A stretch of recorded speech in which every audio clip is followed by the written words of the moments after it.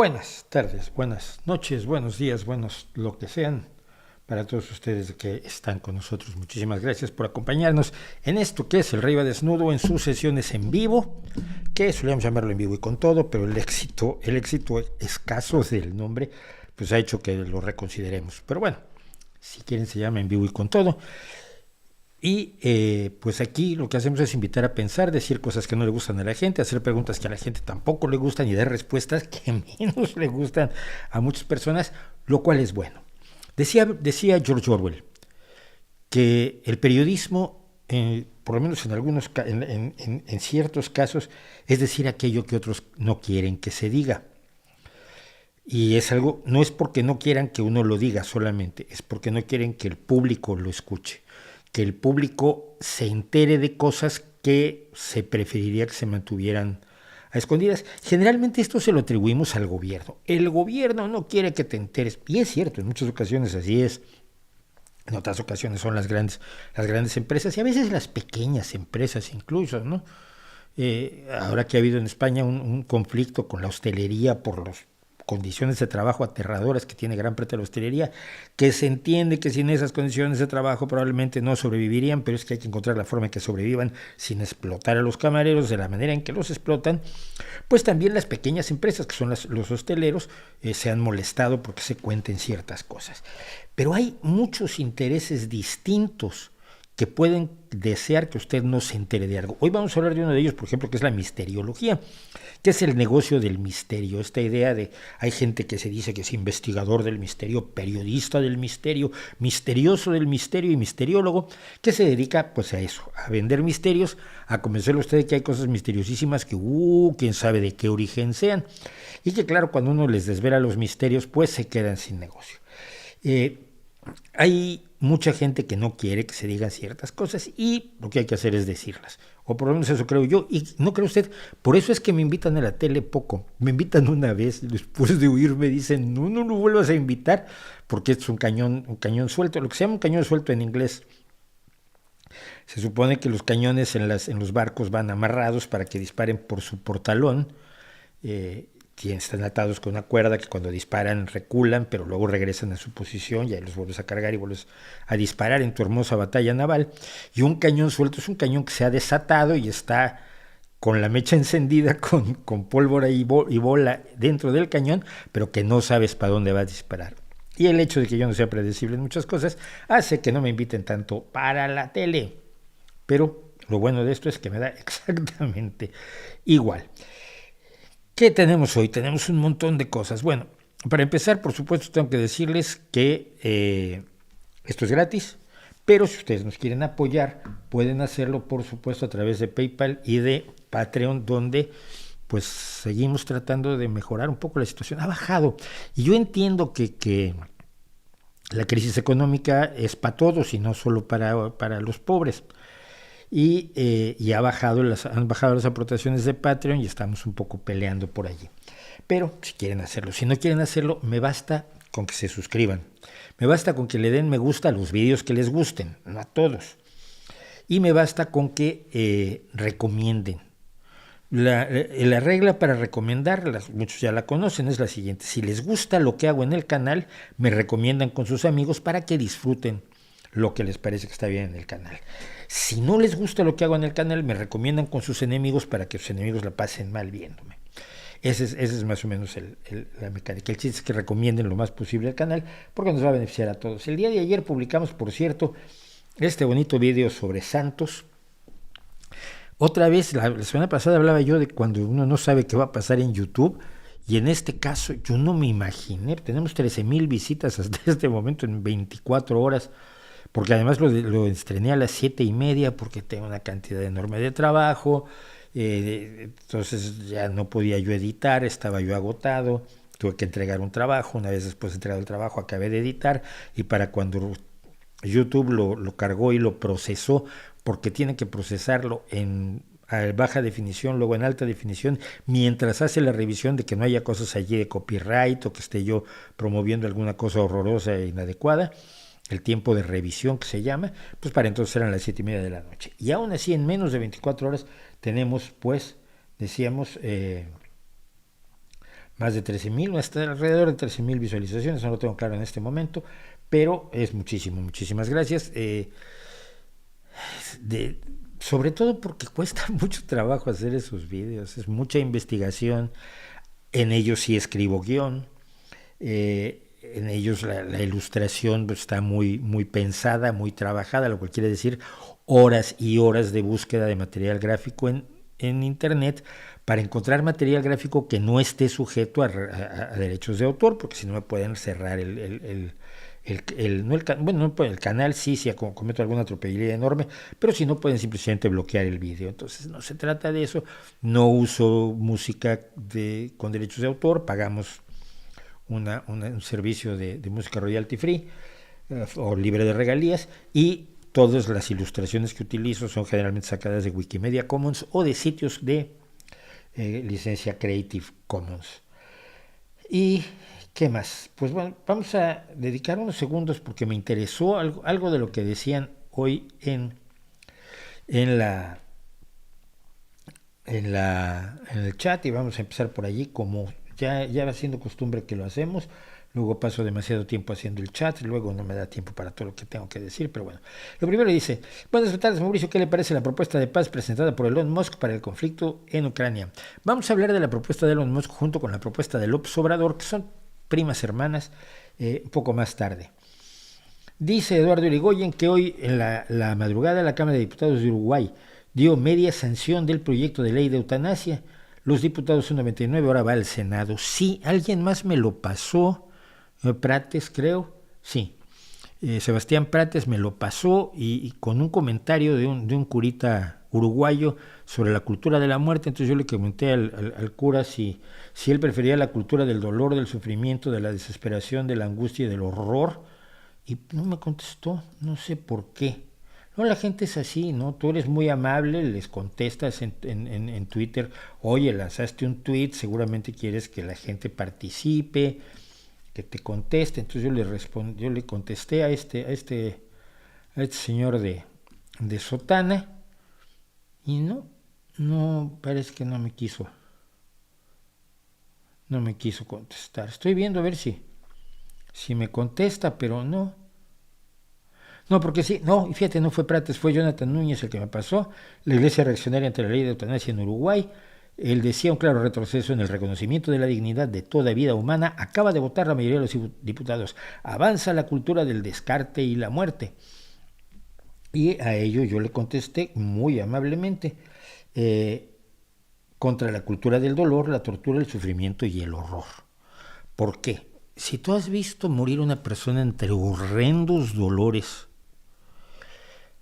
en la desesperación de que no puede cortar su sufrimiento, lo que tienes enfrente es un señor de sotana o una señora de hábito, que te dicen que el dolor le es grato a Dios y que hay que compartir el sufrimiento de Dios a través de nuestro propio sufrimiento, que era una teoría que, lo comentaba yo hace 2 vídeos, manejó amplísimamente Juan Pablo II, precisamente en una carta pastoral que se llamaba El dolor salvador. Si te duele, y se cuenta que Juan Pablo II en los años finales dormía en el suelo, teniendo esa suntuosa habitación de emperador del Vaticano, y luego se azotaba porque pensaba que su dolor lo iba a poner más cerca de Dios. Empezó a tener miedo que por todas las barbaridades que había hecho, sobre todo el colaborar en la muerte de millones de personas en África por el SIDA, pues igual o no entraba al cielo o quedaba lejos de Dios. Y la idea es que mientras más cerca quedes sentado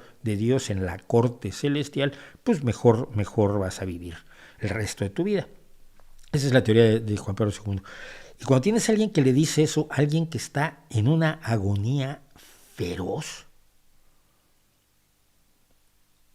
no puedes aceptarle sus teorías sobre la cultura de la muerte. La cultura de la vida es la cultura que permite que tú seas dueño de tu vida y que no te digan que Dios es dueño de tu vida. Dios no es dueño de tu vida, no existe. Pero aún si crees en un Dios, si te ha dado el suficiente libre albedrío para asesinar sin detenerte para hacer todas las barbaridades que cometen tantos curas contra los niños sin detenerlos porque están ejerciendo su libre albedrío. Pero cuando ejerces tu libre albedrío para terminar con el sufrimiento, entonces sí ya no. Tipo de contradicciones que son muy comunes en la iglesia. Felicito, por supuesto, a los uruguayos y espero que esto sea aprobado en el Senado y espero que las personas que sufren y que quieren acabar con su sufrimiento terminen en Uruguay y puedan disfrutar de la posibilidad de una muerte digna. Porque morir, vamos a morir todos. No hay cultura de la muerte cuando todos morimos. La cultura de la muerte es cuando obligas a morir a quien no quiere y cuando obligas a no morir dignamente a quien puede morir dignamente. A ver si de esto se enteran los curas. ¿Qué opinión te merece la Guardia Civil? Dice, tengo mucha gente cercana con un odio político hacia el cuerpo que tampoco saben justificarme. Y sí es problemático justificarla por esto, porque la Guardia Civil fue un elemento importantísimo en la represión franquista. Y el hecho de que ya no sea lo mismo, y el hecho de que haya cambiado, y han cambiado las leyes, y hayan cambiado sus atribuciones, etcétera, pues a muchas personas no les acaba de resultar aceptable. Están viviendo, como la canción de Jethro Tull, están viviendo en el pasado, y eso es muy peligroso, de verdad. Yo creo que a la Guardia Civil hay que evaluarla en todo caso por lo que hace hoy y tratarla según lo que hace hoy en España y con la gente y demás. Y en ese sentido creo que no es de ninguna manera ya la Guardia Civil de, por supuesto, los años horribles del franquismo, ¿no? Y Alejandro Serpa me dice, ¿qué opinión te merecen las críticas de Roger Waters sobre la ayuda que está dando Estados Unidos a Ucrania? Pues que Roger Waters lo ve así porque él solo ve a Estados Unidos. Es como Chomsky, ya lo decía yo el día que hablé de Roger Waters y de Chomsky. A Ucrania le está ayudando todo el que puede. Yo mismo he aportado dinero para ayudar a Ucrania y he promovido una cosa que están pidiendo los ucranianos que viven en España, que es ayuda para comprar un dron para cuidar el espacio aéreo ucraniano. España y Portugal están ayudando a Ucrania de muchas maneras. Una de ellas ayer, cuando se le permitió entrar junto con España y Portugal como triple país que pide la sede del Mundial de 2030 ante la FIFA. Es una forma de ayudar a Ucrania. Hay miles de formas de ayudar a Ucrania. Lo que pasa es que Roger Waters lo que cree es que Rusia tiene derecho a hacer lo que le dé la gana y Ucrania debería doblegarse porque si Ucrania se defiende, está promoviendo la guerra. Y lo que hay que hacer es parar la guerra. Es lo mismo que dice Elon Musk y AMLO. Vamos a tratar de eso un poco más después. Me preguntan luego, ¿qué opina usted de Halloween? Me divierte, no es tampoco nada del otro mundo, pero me divierte. No me parece que sea un espacio de la guerra cultural que quieren algunos, ¿no? Yo conozco gente aquí, en España, que defiende Halloween porque en realidad es el Samhain de los antiguos celtas. Si quieres, sí, da igual. Los niños se divierten. Uno se divierte. Ve un montón de películas de terror, las ve. Y me preguntan, por cierto, si tengo alguna película de terror favorita. ¿Cuál sería mi favorita de terror? Probablemente El Resplandor, Aunque Psycho es una obra maestra desde todo punto de vista. Luego se hicieron 25 secuelas, cada una más mala que la otra, con el pobre de Anthony Perkins repitiendo el papel de Norman Bates una y otra vez. Pero Psycho, claro que Psycho más que terror es suspenso, ¿no? A mí me gustó mucho una serie y incluso teoricé en los diarios en México en un momento dado sobre ella, que es la pesadilla en la calle del infierno, o la pesadilla en la calle del Olmo, la calle de Elm, Nightmare on Elm Street. Y la razón por la que me gusta muchísimo toda la serie de las películas de Freddy Krueger, del asesino brutal Freddy Krueger, es porque replanteó, y no sé si se lo si lo pensaron originalmente o no, esto da igual, si lo teorizaron antes de llevarlo a la práctica. Pero mira, las historias de horror de siempre han tenido a un monstruo. El monstruo interrumpe, perturba la realidad, el normal decurso de la placidez. La lucha es por matar al monstruo y una vez muerto el monstruo la sociedad regresa a su hermosa placidez. Lo que hace Edgar Allan Poe es decirte no. Una vez que el monstruo aparece, las cosas ya no pueden volver a cambiar. Las cosas ya no pueden volver a la normalidad, a como después de la muerte de Drácula. No. O después de la muerte de Frankenstein. No. Cuando has cometido una barbaridad como en el corazón de como en el gato negro, me parece que era, perdón, o en el corazón del Ator, cuando has cometido ya una barbaridad porque el monstruo del odio, del miedo, de la furia, de lo que sea ha intervenido, las cosas ya no van a volver a la normalidad nunca. Pero el monstruo siempre está afuera. El monstruo ocurre. Le ocurre a la gente, le ocurre a la sociedad. Pero en el caso de la pesadilla en la calle del infierno, la pesadilla en Nightmare on Elm Street, Freddy no está afuera. Freddy está dentro de ti. No puedes hacer nada contra él afuera. No puedes luchar con él con pistolas y con hachas y con antorchas, porque el monstruo está viviendo adentro de tu cabeza y está usando tu historia para aterrorizarte y finalmente hacer que te mates. No te mata. Entonces Freddy Krueger se me erigía como un personaje totalmente nuevo dentro del horror, porque es el personaje de nuestras pesadillas, sobre todo si no eres soñador lúcido, por supuesto.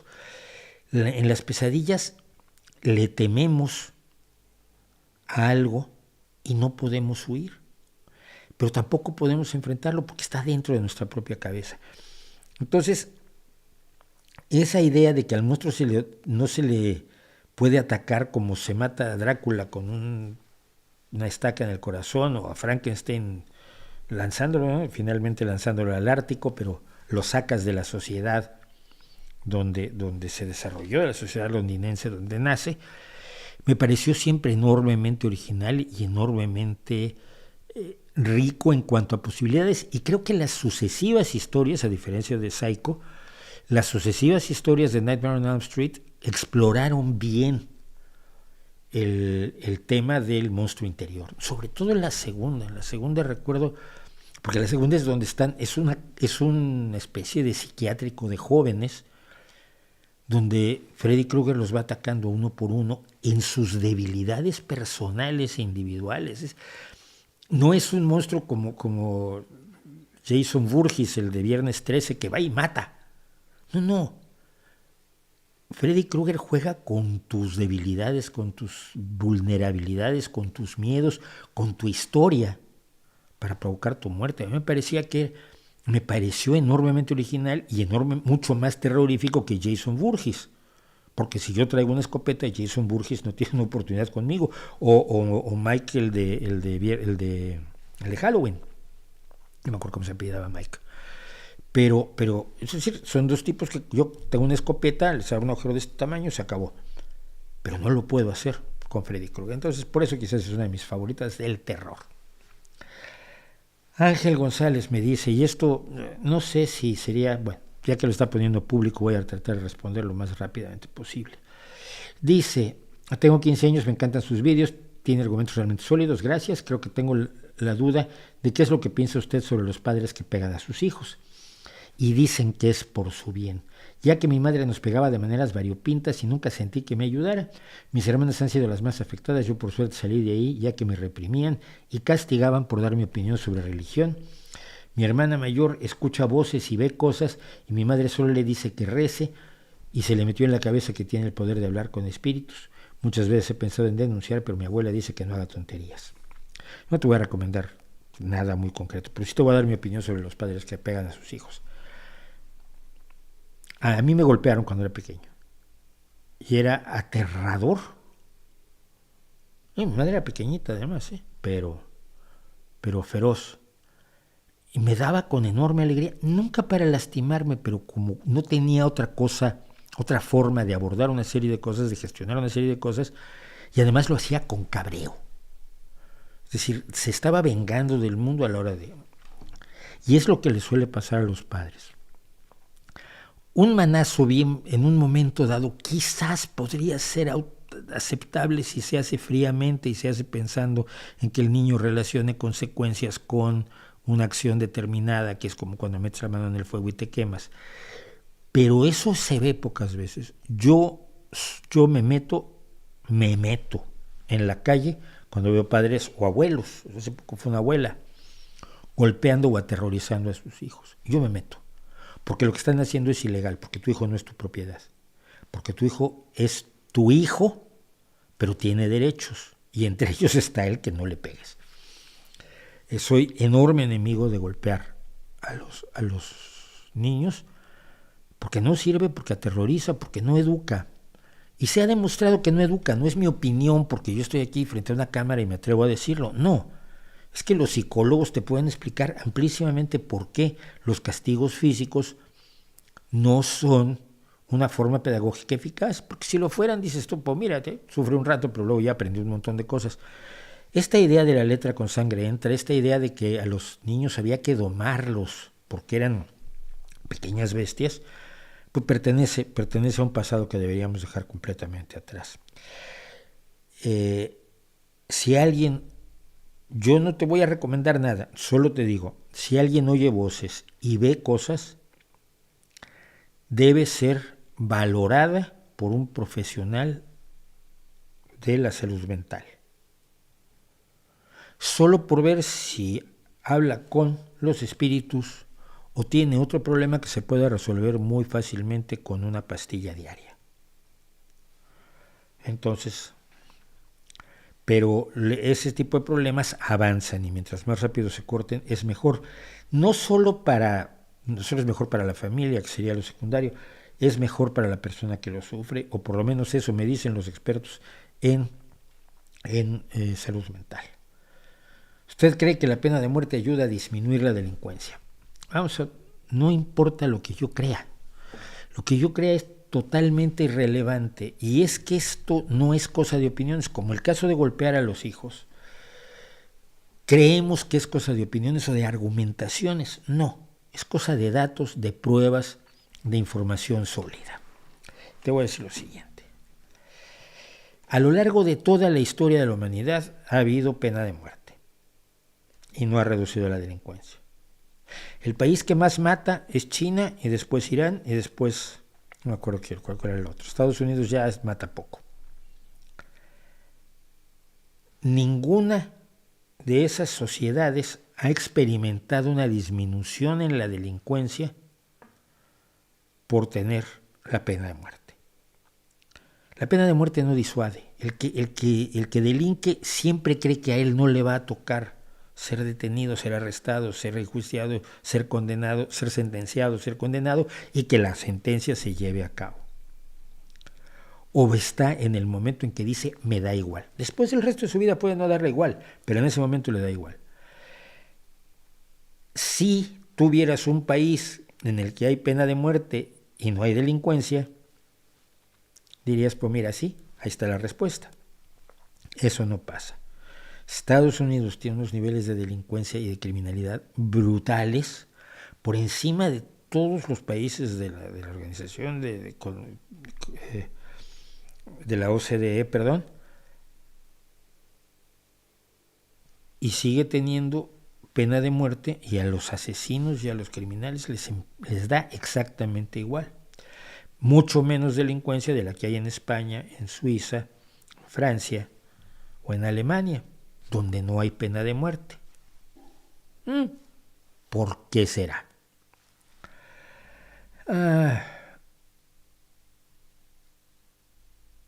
La Catedral de Colonia, no la conozco, tengo que conocerla un día en persona. Bueno, quería yo contarles unas cosas y ya que estamos... pasó algo muy interesante. se enojaron muchísimo conmigo, pero muchísimo conmigo, los Putin bots.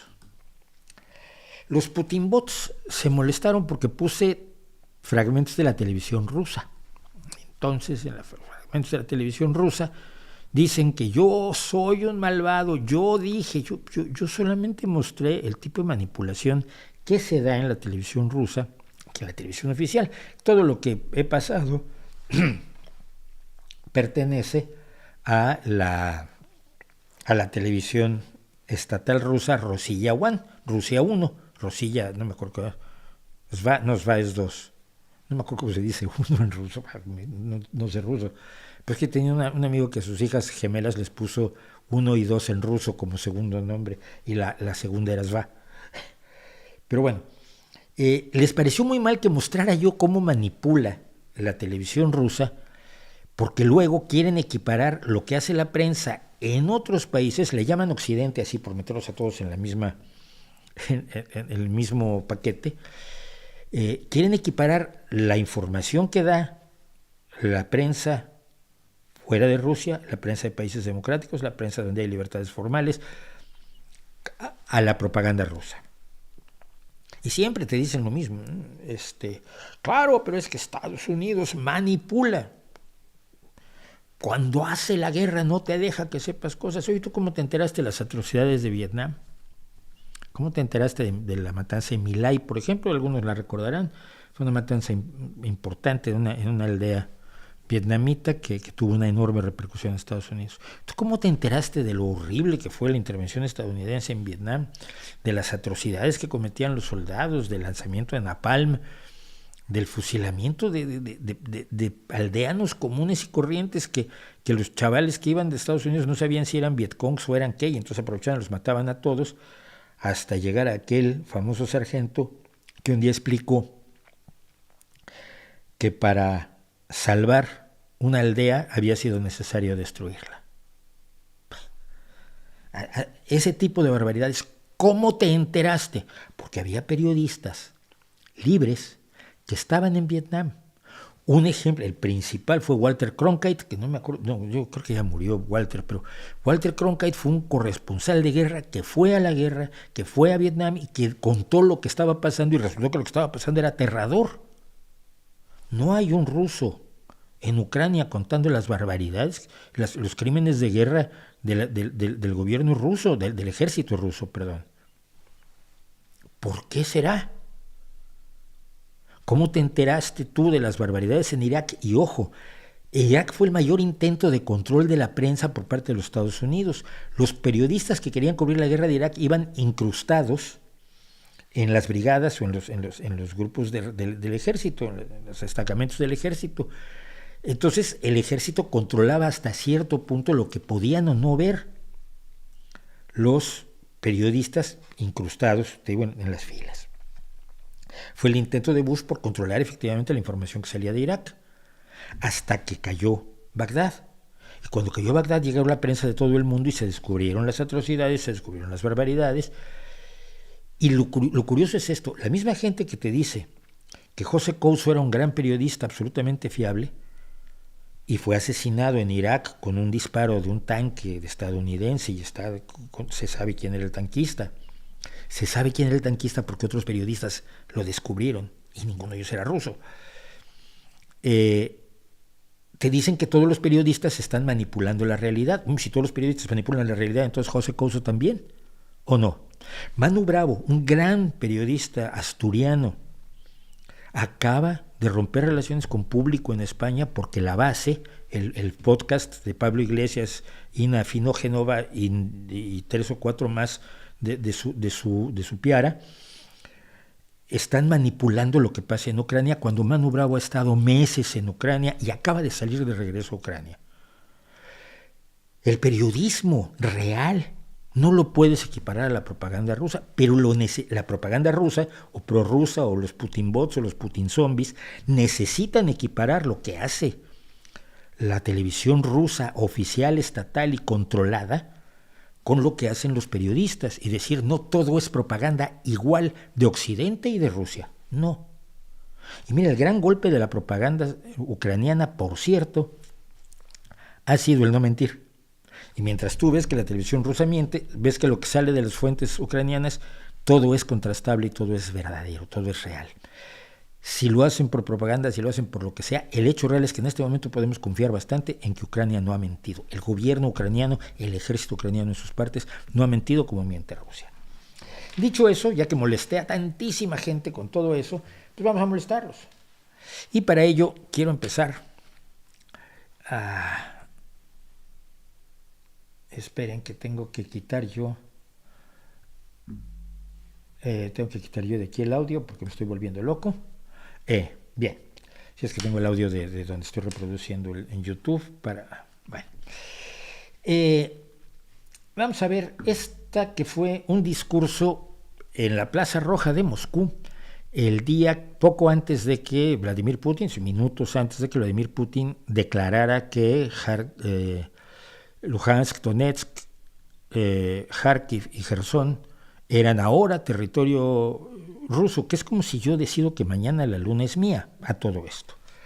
Pero me interesa mucho el lenguaje, porque nada de lo que se dijo aquí se dijo por libre, se dice con la autorización plena y absoluta del gobierno de Vladimir Vladimirovich Putin. Voy a ir traduciendo porque no me dio tiempo de ponerle subtítulos. Debemos llamarla una guerra santa. Guerra santa. Hay una antigua palabra en ruso, goida. Goida es un llamado a la acción inmediata. Necesitamos un grito de guerra como ese hoy. Goida, hermanos y hermanas, goida. Témannos, personas del antiguo mundo. Esto es importante. Témannos, personas del viejo mundo. El viejo mundo, ya sabe usted, es el mundo anterior a que Rusia se haga dueña de todo. Mundo sin belleza, sin fe y sin sabiduría. Un mundo gobernado por locos, pervertidos y satanistas. Esto también lo repitió luego Putin en su discurso. Témanos porque venimos por ustedes. Goida. El señor, por supuesto, sufre ahí un paroxismo extrañísimo, y los burócratas rusos que estaban puestos allí, que los mandaron, les dieron su banderita para que la movieran, como los mítines del PRI o ahora de Morena en México, dijeron sí, bravo, bravo, pero no con muchísimo entusiasmo. Este tipo es digno de ser analizado. Perdón. Bueno, los datos los tengo aquí. Este señor se llama Iván Ojlobistin y es actor. Pero es un actor que al parecer este personaje ya lo sacó o bien del Dr. Strangelove o bien de Arnold Erstos, que era, como todo mundo debe saber, el nazi de Indiana Jones y el Arca. No hace frío en Moscú, ¿eh? Los guantes son una expresión de poder, no son porque tuviera frío en las manecitas. Este señor es homófobo, es antisemita, es un hombre que ha declarado, en 2013 ya decía que quería quemar vivos a todos los homosexuales, decía que era una amenaza para sus hijos, es decir, los confundía con sacerdotes, y alguna vez pensó en lanzarse como presidente de Rusia, pero después de hablar un segundo con Putin parece que cambió de idea. Este es él cuando era más joven. Ustedes saben, es el que está desnazificando Ucrania y es un antiguo nazi al que solo falta que se le empiece a derretir la cara como a Arnold Erstos. Esto que dice este actor ruso, cercanísimo a Putin, lo dice con la autorización del gobierno ruso. Quieren que les tengas miedo, dicen que Europa tendrá que obedecerlos, que vienen contra nosotros. Oye, ¿es lógico que yo me oponga a ellos ya que avisaron que van a venir a bombardearme a mí? ¿O es una locura mía? ¿Qué nivel de manipulación, a qué nivel de manipulación llega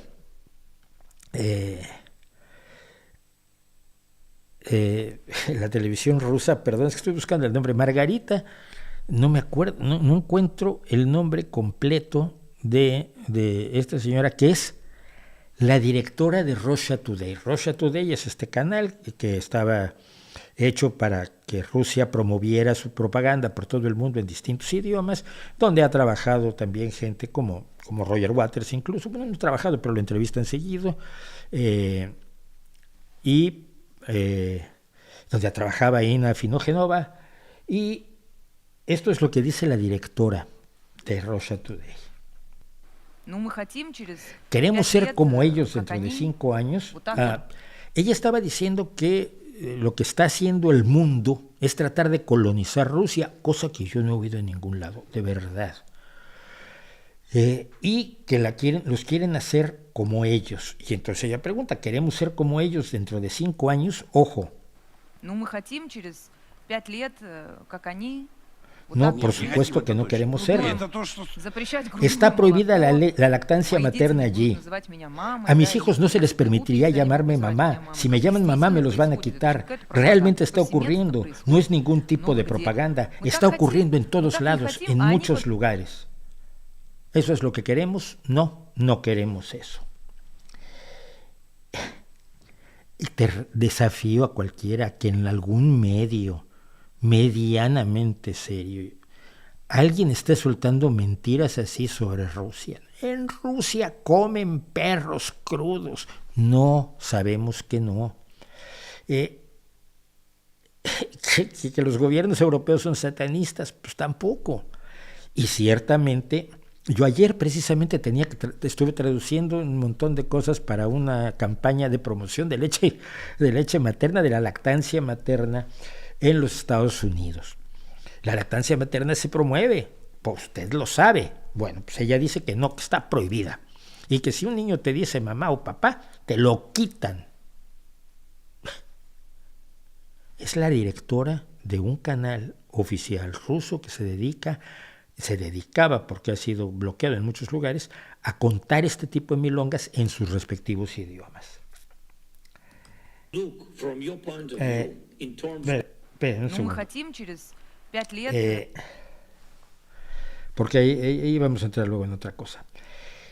Este es el tipo de mentiras que no son comparables a lo que hace la prensa de otros países.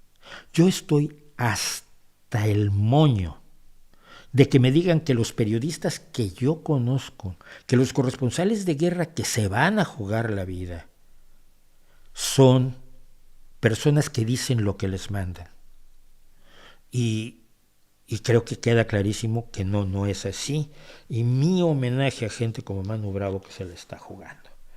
Bueno, dicho eso, vamos a la paz del observador, de Elon Musk y de Roger Waters y de varios otros más. Bien, los planes de paz que se han presentado básicamente tienen la siguiente característica. Se trata de detener el fuego en este instante, darle a Rusia todo lo que pide y permitirle a Ucrania que le dé a Rusia todo lo que Rusia pide. Es decir, la franja oriental de Ucrania, formada por las 4 regiones, decíamos, Luhansk, Donetsk, Kharkiv y Gerson. Gerson, donde probablemente en este momento ya están entrando las tropas ucranianas, por cierto, porque parece que no está todavía muy anexado, que digamos. Bueno, ¿qué fue lo que nos encontramos en el plan de paz de López Obrador? López Obrador habla de un alto al fuego. Un alto al fuego implica detener las líneas de combate exactamente donde están hoy,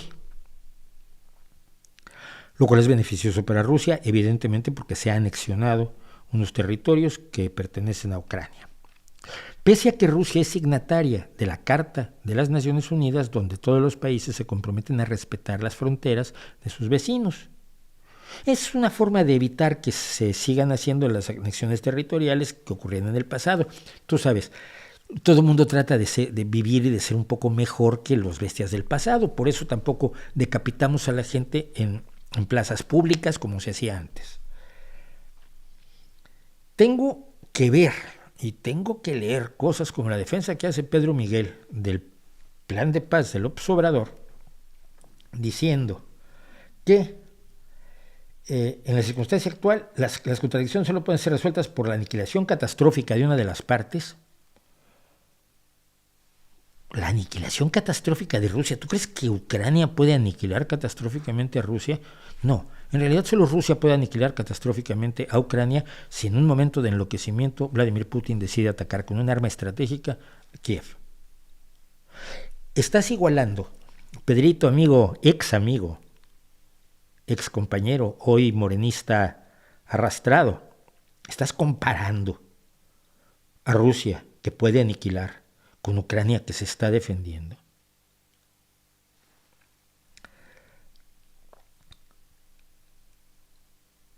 En ausencia de una gestión de paz, dice, solo cabe esperar que el conflicto se prolongue, se encone y siga produciendo graves daños a ambos países. ¿Qué daños está sufriendo Rusia, querido Pedro Miguel Arce? ¿Qué daños está sufriendo Rusia? Rusia ha perdido decenas de miles de hombres lanzados en una aventura imbécil por un señor que estaba desinformado sobre las capacidades militares que tenía y creía que todavía era una superpotencia. Pero quien ha matado a esos 50,000 o 60,000 jóvenes rusos ha sido Putin, lanzándolos a una guerra absolutamente sin provocación, a una guerra de anexión, a una guerra de agresión, a una guerra depredadora. ¿Cómo que los daños para ambos países? Pero por favor, tengo que leer yo eso en un diario mexicano donde una vez escribí varias veces además. Yo llegué a ser enviado especial de la jornada aquí a la Semana Negra y al Festival del Caribe en Cozumel y cosas así. En toda guerra la necesidad de una negociación entre las partes acaba siendo inevitable cuando resulta evidente para ambas la inviabilidad de su propia victoria. Sí, pero la victoria es inviable para Rusia, no para Ucrania. Otra vez estás igualando las cosas. Volvemos a explicar que los ucranianos pelean por su casa, por su familia, por su forma de vida, por el parque donde juegan los niños, por su hospital, por su teatro, por su cine, por sus tiendas, por lo que forma tu vida de barrio. Aunque estés contra el gobierno, cuidado. Cuando un invasor entra, tú vas contra el invasor. No quiere decir que estés apoyando a tu gobierno. Estás tratando de evitar que te maten a tus hijos. Y los rusos están sin saber por qué están allí, y lo están diciendo los propios prisioneros rusos. Pero Pedro Miguel pretende equipararlos para defender el plan de paz de López Obrador, diciendo las intervenciones en el conflicto basadas en sanciones comerciales y el suministro de armas a cualquiera de los contendientes, pero especialmente a Ucrania, no acabarán con la guerra. O sea, si le das armas a Rusia, bueno, todavía vaya y pase. Corea del Norte le está vendiendo armas a Rusia, bueno, pero especialmente a Ucrania, que es el país menor, más débil, atacado, agredido. Yo me pregunto, Pedro, tienes más o menos mi edad, tú eres del 58, yo soy del 55. ¿Qué cara hubieras puesto tú si en 1969 alguien te dice que Vietnam tiene que entregarle lo que quiere a Estados Unidos porque la victoria de unos no es viable y Estados Unidos está sufriendo muchísimo por Vietnam? Y que para evitarle daños a Estados Unidos quieres un alto al fuego donde las cosas queden como están y los vietnamitas se mantengan bajo el dominio de Estados Unidos. Y que había que hacer un plan de paz y un alto al fuego donde quiera que estuvieran las líneas de combate en ese momento. Si alguien te propone eso sobre Vietnam en 1968, la que armas no me la quiero ni imaginar. Es absurdo, es ridículo. Vietnam se está defendiendo de una agresión y la única solución posible era el triunfo de Vietnam. Que luego se convirtiera en un país comunista es una cosa que podemos discutir otro día. Los vietnamitas no querían tener un invasor en casa. ¿Qué quieres? Así es la gente a veces. Y es lo mismo que les pasa a los ucranianos. Así que dice, si se mira con una mínima agudeza, resultará claro que la iniciativa mexicana hoy por hoy es la única real y plausible. ¿No? Es la única que sirve a Rusia. No propone, como se ha dicho con mala fe, el perdón para cosas imperdonables, la renuncia a cosas irrenunciables. Simplemente plantea que las partes diriman por medio de la palabra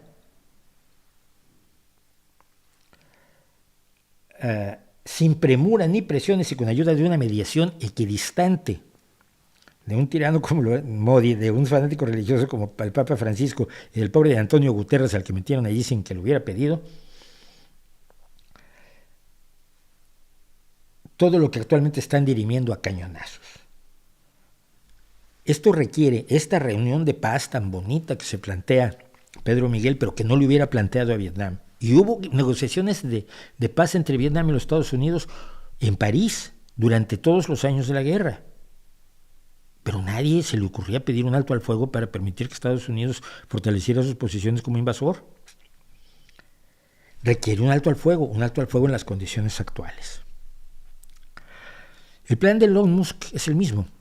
Decía, el plan de Elon Musk es el siguiente: dejarle a Rusia las 4 regiones que se ha anexado en un papel, garantizar el abastecimiento de agua a Crimea para que Crimea siga siendo rusa, la neutralidad de Ucrania, es decir, que Ucrania no se defienda, no pertenezca a la OTAN, no pertenezca a la Unión Europea, no haga lo que quiere, sino lo que ordena Elon Musk. O sea, lo que estaba diciendo es, el plan de Elon Musk y el de López Obrador son darle a Rusia todo lo que quiere y permitirle a Ucrania la posibilidad de darle a Rusia todo lo que quiere. Eso no es un plan de paz. Es un plan de capitulación de los agredidos, de los que fueron invadidos, de los que no estaban haciendo una guerra, no estaban haciendo absolutamente nada. No estaban poniendo misiles de la OTAN porque no pertenecen a la OTAN. No estaban poniendo fuerzas en la frontera porque no las tenían. No estaban haciendo absolutamente nada. Y no se pone un solo país de la OTAN en la frontera rusa desde el 2004, hace 18 años. Y no tenía posibilidad de entrar a la OTAN porque tenía un conflicto financiado y movido por Putin en el Donbass, en Donetsk y Lugansk, que son las zonas más ricas de minerales en Ucrania. Donbass quiere decir la cuenca, el basin del Donetsk, que es la cuenca donde están las grandes riquezas materiales, las riquezas minerales de Ucrania. Te atacan. Y entonces tú tienes que hacer la paz con el que te atacó en vez de sacarlo a patadas de tu casa. No, mira, es que ya se metió a tu casa y está ocupando una habitación. Ya déjalo. ¿Usted haría eso? Yo no. Pero en fin, el final de esto es muy curioso, porque como al Parlamento Europeo le dio por proponer a Volodymyr Zelensky como Premio Nobel de la Paz, el que se enfureció fue, por supuesto, todo respeto. Una cosa, cada vez que López Obrador, y en general la gente a su alrededor, dice con todo respeto, ya saben ustedes que no hay ningún respeto. Va. Todo respeto. Del Parlamento Europeo. Y esos tipos. Proponiendo, imagínense, como candidato a Nobel de la Paz al presidente de Ucrania. Independientemente, pues, si participamos a favor de uno o de otro, como uno de los actores en el conflicto, en la guerra, va a recibir el Nobel de la Paz. Yo te explico. ¿Por qué él no inició el conflicto? Porque no se rindió, porque se ha resistido. La paz no se consigue muchas veces rindiéndose. Eso lo aprendimos con Hitler y lo hemos aprendido con muchísimos tiranos en el pasado. Rendirte a la tiranía no es conseguir la paz. Pero aquí viene lo importante. ¿Que no hay otros que luchan por la paz? Por ejemplo, Andrés Manuel López Obrador. Yo voy a darle 1 minuto con 44 segundos a Zelensky aquí ahora, porque creo que es importante. Porque creo que les trata de explicar a todos estos antiimperialistas de boca para afuera y proimperialistas, o sea, son antiimperialistas de los imperios que no les gustan y proimperialistas de los imperios que les gustan. No son antiimperialistas que cuando Estados Unidos comete acciones imperialistas atacan a Estados Unidos y cuando las acciones imperialistas son chinas atacan a China o a Rusia en su caso. No. Solo atacan a Estados Unidos, que son como los que solo atacan a Rusia y miran para otro lado cuando Estados Unidos comete algún atropello. Pero le voy a dejar la palabra pues al señor Zelensky. Look, from your point of view, in terms of what your great American continent has been through, from the point of view of the struggle for independence that your people led in terms of simple human justice, which means so much to your countries and people, and in terms of what your national heroes fought for. I'm turning to the pages of the history of the American continent and asking, on whose side would Simón Bolívar be in such a war that Russia unleashed against Ukraine? Who would José de San Martín support? Who would Miguel Hidalgo sympathize with? I think they would not help someone who is just looting a smaller country as a typical colonizer. I think they would not support someone who constantly lies and doesn't even call a war, hiding behind the definition of special military operation.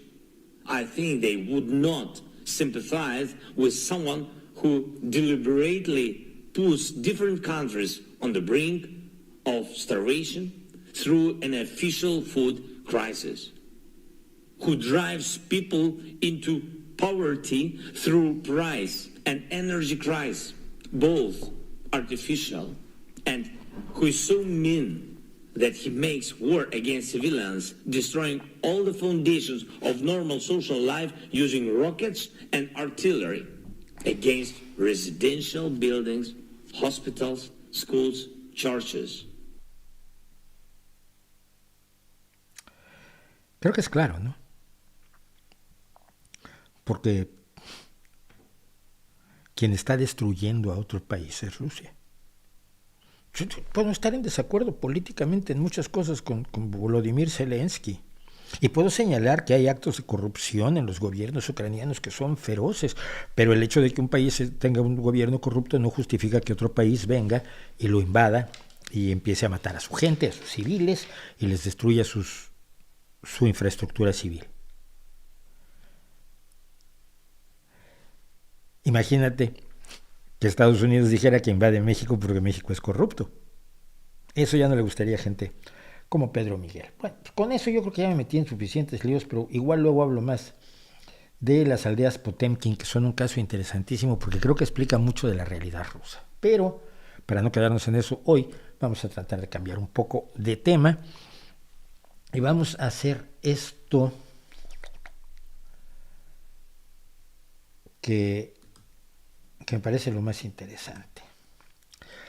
Hablaba yo de misterios y misteriólogos. Al regresar de nuestro corte voy a tratar de pasar más o menos por el chat, que sé que estoy pasando del chat y espero que no se molesten, y si se molestan, pues aguántense. Pero creo que lo que estamos diciendo es importante. Hay todo un universo en el que yo me metí desde los 20 y pocos años, que es el universo de la misteriología. Es decir, la gente que estudia los misterios, las cosas que parecen insólitas y asombrosas, un poco basándose en el trabajo que hizo Charles Fort. Fort fue un tipo que se dedicó a reunir cosas así que parecían raras, sin mucho rigor además, ¿no? Si volaban cosas alrededor de un adolescente, pues era un poltergeist, pero no te ponías a ver si el adolescente las estaba lanzando. Y si alguien hablaba con los espíritus, pues no te ponías a ver si realmente hablaba con los espíritus, cosa que se puede hacer muy fácilmente. Y tú hablas con espíritus, sí puedes ponerte en contacto con el espíritu de uno de los generales de Ptolomeo que llevaron el cuerpo de Alejandro Magno a Alejandría cuando murió Alejandro Magno, y cuando Claudio Ptolomeo I, fue a convertirse en el rey griego de Egipto. Y que nos diga ese espíritu rápido nada más dónde está enterrado Alejandro Magno, que son los grandes misterios de la arqueología mundial. O sea, se pueden probar las cosas, pero a los misteriólogos no les interesa que se prueben, que se resuelvan las cosas, sino gozar de la sensación del misterio, porque les da un sentimiento de superioridad respecto al resto de la humanidad. Yo sé que esas luces que hay en el cielo son extraterrestres que vienen de Andrómeda 24 y tienen por objeto venir a enseñarnos cómo crear pollos más bonitos para los concursos de belleza de pollos de la galaxia, o cosas por el estilo. Los misterios son para que existan siempre y para que siempre los vendan una y otra vez los misteriólogos. Y hay un misterio que a mí hace años, creo que estaba yo todavía en Editorial Posada, y entonces debo haber tenido 27, 28 años, no menos incluso. No, sí, en el 83, 28 añitos. Y es el gran misterio de las piedras errantes. Aquí es cuando ya Cuarto Milenio descubrió que no solo había esto en Estados Unidos, sino que también había el caso en España. Entonces el misterio se multiplicaba. ¿Qué es el asunto? Bueno, el asunto es el siguiente. Esto se descubrió principalmente en el Valle de la Muerte, en los Estados Unidos, y en los Estados Unidos, en el Valle de la Muerte, se veía, le llaman a esta zona, es una zona de arena rodeada, por cierto, de montañas, y ahí se sabe, por ejemplo, de dónde salieron las piedras que luego aparecen del otro lado. Lo hablaba un investigador respecto a las dolomitas que nacen en un sitio, o sea, que proceden de un sitio, de unas piedras, de unos macizos rocosos que hay allí, y sin embargo aparecen del otro lado a 4,5 kilómetros de distancia. Esto se llama Racetrack Playa de la pista de carreras, que tiene 4,5 kilómetros de largo y que tiene cientos de rocas, desde unas pequeñitas hasta unas gigantescas de más de 300 kilos. Y estas piedras se mueven. Y se mueven dejando rastros. Y a veces dejan rastros tan raros como que ustedes pueden ver abajo a la izquierda, que la piedra venía para acá y luego hizo así. Por supuesto, lo primero que uno piensa es que hay gente que las mueve, pero el hecho real es que en este lecho seco, resquebrajado de tierra, pues no hay huellas de alguien que venga empujando la roca. La roca está dejando su propio rastro.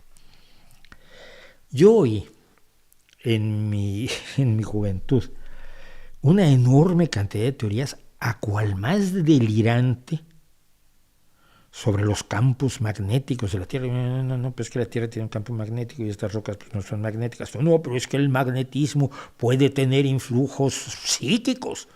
No. Las mueven los extraterrestres para dejarnos un mensaje que no sabemos descifrar. Los misteriólogos, y aquí es a donde quiero llegar, lo único que hacían era ofrecer explicaciones que no fueran pertenecientes al universo físico y natural en el cual habitamos la mayoría de los seres humanos. Ellos viven en un mundo de fantasía distinto. Es decir, proponían que ante esto que es asombroso, la explicación era 3 grados más arriba de asombrosa. Era una explicación que, esto era el síntoma de una cosa enorme, que era la presencia de los extraterrestres, el movimiento de los espíritus, un magnetismo desconocido, una fuerza absolutamente desconocida para la física. No les bastan las fuerzas que la física conoce, tiene que haber otras, etcétera, etcétera. Las piedras no se mueven todo el tiempo, se mueven cada 2 o 3 años y luego se mueven bastantes años y luego dejan de moverse.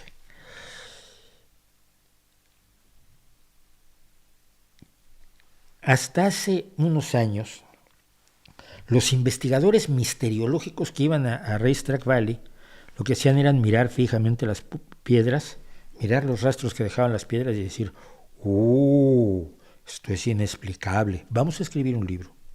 ¿Cuándo fueron las primeras observaciones? 1808. En 1808 se empezó a observar este misteriosísimo fenómeno que tiene asombrados a los científicos y que es absolutamente inexplicable. Sin embargo, existe la posibilidad de que se trate de... Y ahí lanzaban la imaginación a pasear en un libro que le podían vender a usted, por supuesto, por dinero de verdad.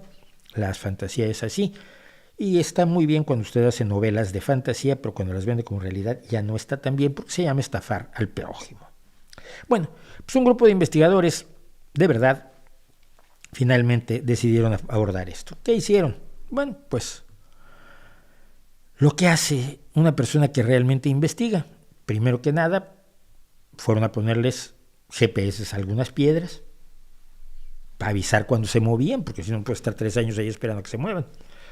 Pusieron una estación meteorológica con cámaras, con webcams, para ver si se movían las piedras. Y las piedras empezaron a moverse, efectivamente. Y se pudo determinar lo siguiente. Miren, cuando llueve y Racetrack Playa se llena de agua, en invierno esa agua se congela. Quedan placas de hielo de algunos centímetros, varios centímetros de espesor, porque era como de 1 pulgada la que mostraban ellos. Cuando el hielo se empieza a deshelar, valga la redundancia, a descongelar, las placas de hielo flotan empujando a las rocas. La roca no flota encima de la placa de hielo porque la placa de hielo no es lo suficientemente resistente como para soportar el peso de una roca, pero sí puede empujarla sobre una superficie lodosa llena de agua que facilita que una placa de hielo empuje a una piedra y van encontrando rocas, las placas de hielo, y van moviéndolas de acuerdo a las corrientes de agua de aquel enorme estanque en el que se ha convertido Racetrack Playa. Cuando en la tarde del día siguiente el sol derrite el hielo, estas losas se rompen en bloques que empiezan a moverse a través del cauce empujados por el viento. Y el movimiento de las rocas, esto creo que ya se había señalado, corresponde a los vientos dominantes en la zona. Cuando los bloques de hielo los golpean, las rocas vienen arrastradas, dejan sus características huellas, porque lo que los empujó no estaba como los pies de alguien abajo empujándolas, sino está la placa de hielo sobre una base de agua, va empujando a las rocas. Y esto, no uso el vídeo porque es del Washington Post, del Wall Street Journal y pueden hacer algo, pero esto se pudo ver exactamente aquí, está en los vídeos, ustedes buscan las rocas deslizantes o las rocas viajeras, encuentran en YouTube ya esta explicación. Entonces ahí hay un cuerpo de agua, encima hay una placa de hielo que ustedes no ven, y esa placa de hielo va empujando las rocas y se ve como las rocas se mueven y van dejando atrás su rastro. Resulta que el misterio era muy interesante descubrirlo, porque además se ha descubierto que también aquella que tanto asombraba a Iker Jiménez, porque Iker Jiménez le asombra todo lo que pueda dejar dinero, el de la reserva del Lillo funciona exactamente igual aquí en España, y luego se han encontrado otros lugares donde hay rocas que se mueven de la misma manera. Es un misterio muy interesante, nos permite aprender cosas sobre cómo funcionan ciertas partes de nuestro planeta que nos resultan misteriosas, que dejan huellas, que es importante desentrañar, pero a los misteriólogos nunca les interesa desentrañarlas porque siempre están ocupados en vendernos misterios y ellos nunca resuelven los misterios, porque cuando tú eres especialista en misterios y se resuelven los misterios, ¿en qué eres especialista ahora? En un momento dado incluso te podrías ver obligado a trabajar para vivir. Volvemos en un par de minutos como siempre.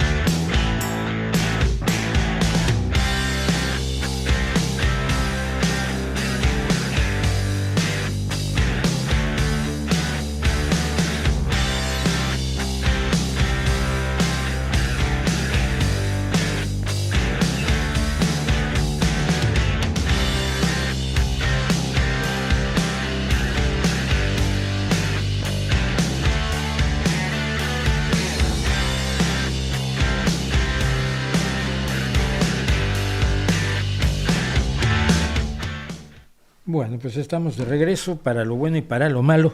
Vamos a ver algunas cosas del chat.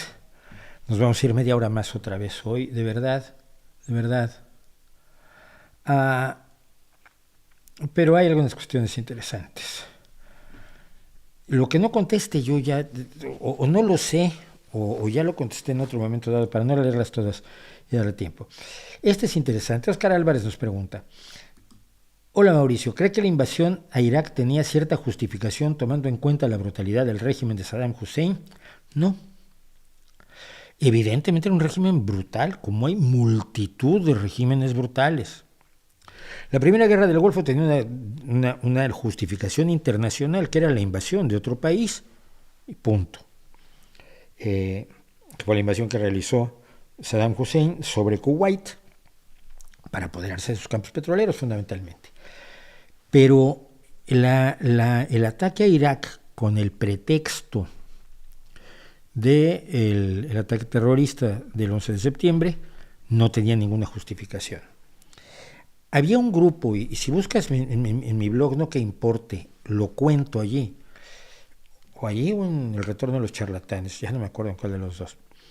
Pero había una especie de think tank que se llamaba el Project for the New American Century, el proyecto para un nuevo siglo americano o estadounidense.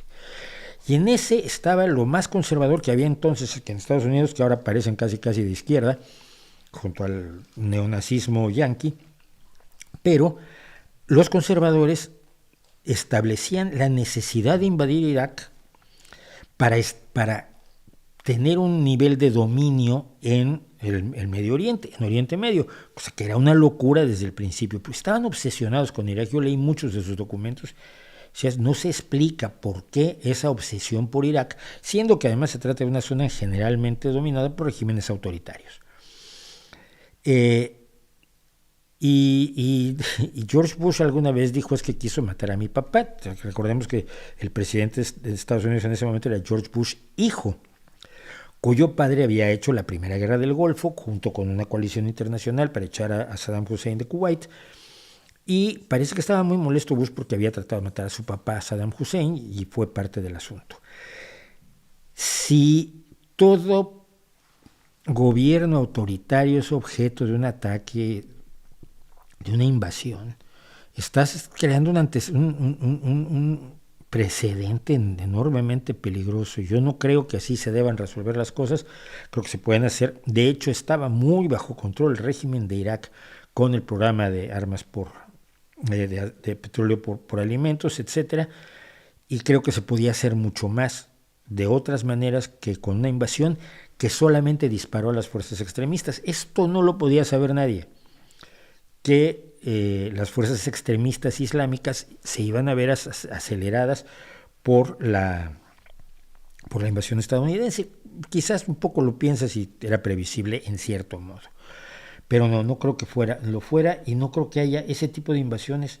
No son previsibles, como no son admisibles, como no es admisible que Putin invada Ucrania para desnazificarla, en el lejano caso suponiendo que fuera un régimen nazi, que no lo es, que no lo ha sido, nunca lo ha sido, pero ha sido el ataque constante de Rusia contra Ucrania desde que echó al presidente Yanukovych, que era un incondicional de Putin, para liberarse y poder integrarse a Europa, que es lo que querían y quieren los ucranianos, y lo que quieren los ucranianos debería ser sagrado.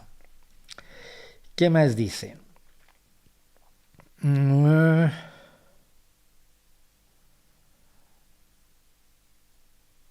opino de Kirchner y los medios de comunicación opositores, no leo prensa argentina, no sé quién es John Calhoun, no me acuerdo en este momento. Gracias porque les gustó el de Santos y no tanto. Recomiendas a Trotsky como analista del régimen de Stalin solo desde un punto de vista estrictamente marxista. Si eres marxista y quieres conocer un punto de vista marxista de crítica de Stalin, pues adelante.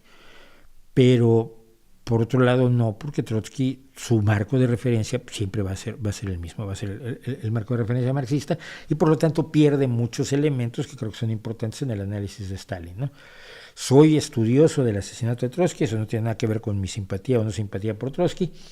Creo que es un caso verdaderamente apasionante y lo he estudiado muchos años y he tenido que ver con gente que tuvo que ver con el primer atentado, sobre todo contra Trotsky, el que organizó el pintor Siqueiros, donde conocía a dos de los que estuvieron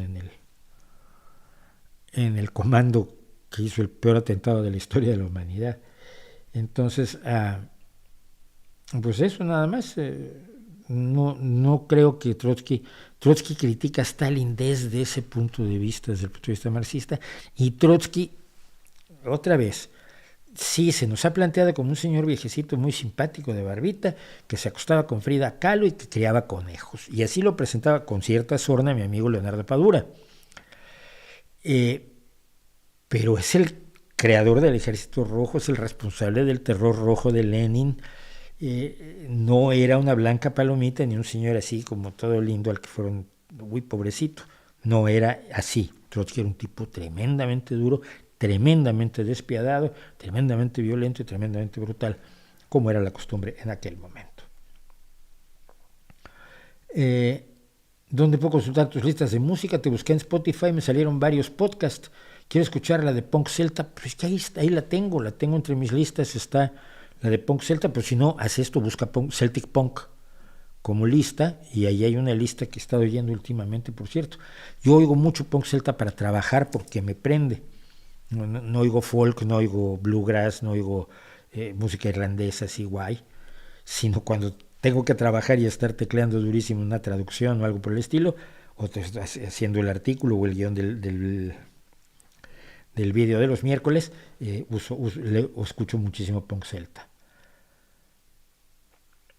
¿Qué opinas sobre la posición política de Mario Vargas Llosa? Mario Vargas Llosa es un conservador a la antigua, es un liberal que se dice liberal en lo económico, pero conservador en lo social, salvo en ciertas cosas como los republicanos que están a favor del aborto, pero siguen siendo enemigos de ciertas visiones de carácter progresista y de una manera enormemente visceral, ¿no?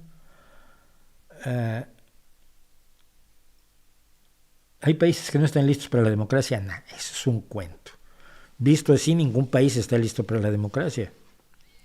Es un cuento para evitar que la gente realmente tome decisiones. Preguntas por el caso específico de Haití, y aunque yo no tengo muchísimos datos, tengo claro que Haití ha sido un país que siempre ha sido dominado por tiranos, aunque ganen las elecciones. Después de ganar las elecciones se le vuelven al pueblo, y esta es la historia desde que Haití se independizó. Y no hay que olvidar que Haití es el primer país de América Latina que se independiza, y se independiza a través de una revolución, una rebelión de los esclavos. Entonces, pero no creo que con una oportunidad de ejercer la democracia, Haití la ejercería divinamente. ¿Qué opinas de los gritos machistas en un colegio de Madrid? Es un colegio mayor, es decir, una residencia de estudiantes. Parece repugnante, asqueroso y miserable. Y cobarde, lógicamente, sobre todo cobarde. Ojalá y al que lo puso en marcha lo pesquen, porque además saben perfectamente cuál es su habitación, ¿no? Creo que la gente tiene que aprender que ese tipo de cosas ya no son aceptables, que se consideran de extremo mal gusto y probablemente faltas en el sentido de que implican un nivel de amenaza, de agresión sexual, que pues, es de un mal gusto exquisito y que ni como broma pasa. Y ese es el tipo de cosas, ni como broma pasa. Una cosa es que hagas un chiste de eso en un escenario y otra cosa es lo que vivimos. Son dos cosas diferentes. Uno es humor, esto no es humor. Esto fue una enorme irresponsabilidad, pero muchos de ellos están perfectamente conscientes que lo que están haciendo es inaceptable, sexista, grosero, vulgar y probablemente delictivo. Entonces, no me parece para nada bien.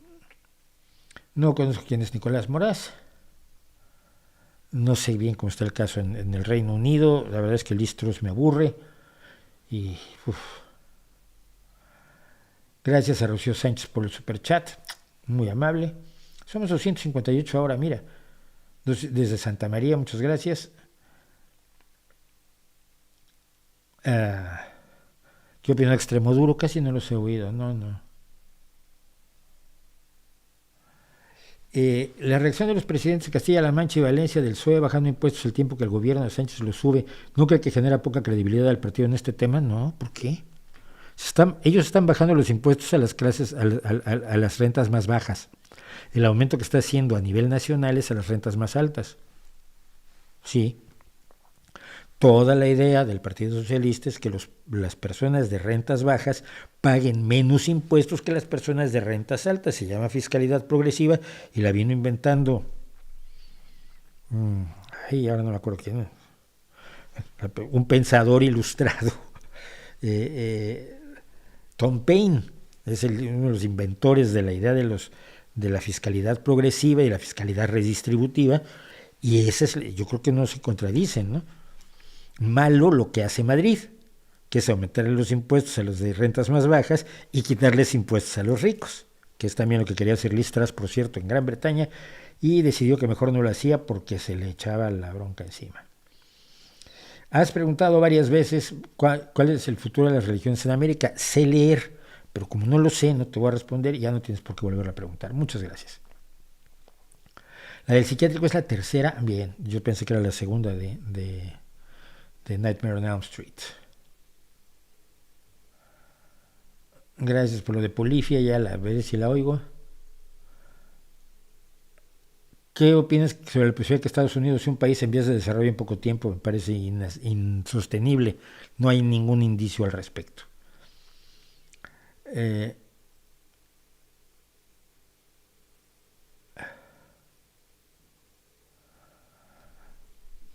¿Qué opina de la gestión de la delincuencia de Bukele? No lo sé, es que me preguntan cosas que de veras... es el festejo de los 100, me quedé con ganas de la corneta en vivo y en directo. Creo que la celebración del 100 streaming fue eso. Y ya.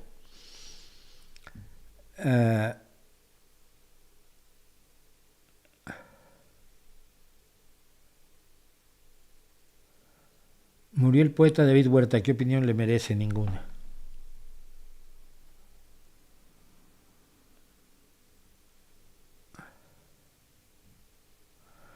Y ya... Antonio Lizárraga, ¿cómo sabes que Ucrania no miente? Porque cuando Ucrania anuncia algo, por ejemplo, que fue liberado una aldea, después periodistas independientes en grandes cantidades lo pueden demostrar. Existen vídeos independientes, existen vídeos que sube la misma gente. Acuerdo, vi un vídeo el otro día que me llamaba mucho la atención porque está un señor en la puerta, está tomándolo su esposa desde dentro, pero la esposa diciéndole, fulanito, métete, no salgas. Y él está diciendo, espera, y ella está tomando el vídeo, y él sale, y de pronto dice, son los nuestros.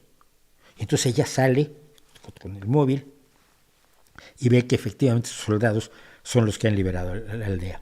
Tienes los vídeos independientes, vídeos de la gente, vídeos de los propios soldados, y luego tienes que Rusia tiene que reconocer cuando está perdiendo lugar, cuando está perdiendo enclaves, y los acaba reconociendo. Entonces resulta que aquello que dijo el gobierno ucraniano resultó cierto, avalado hasta por el gobierno ruso, mientras que la idea de que en Occidente no te dejan decirle mamá, tu mamá, es una chorrada del mente. Lo sabemos todos que es una mentira.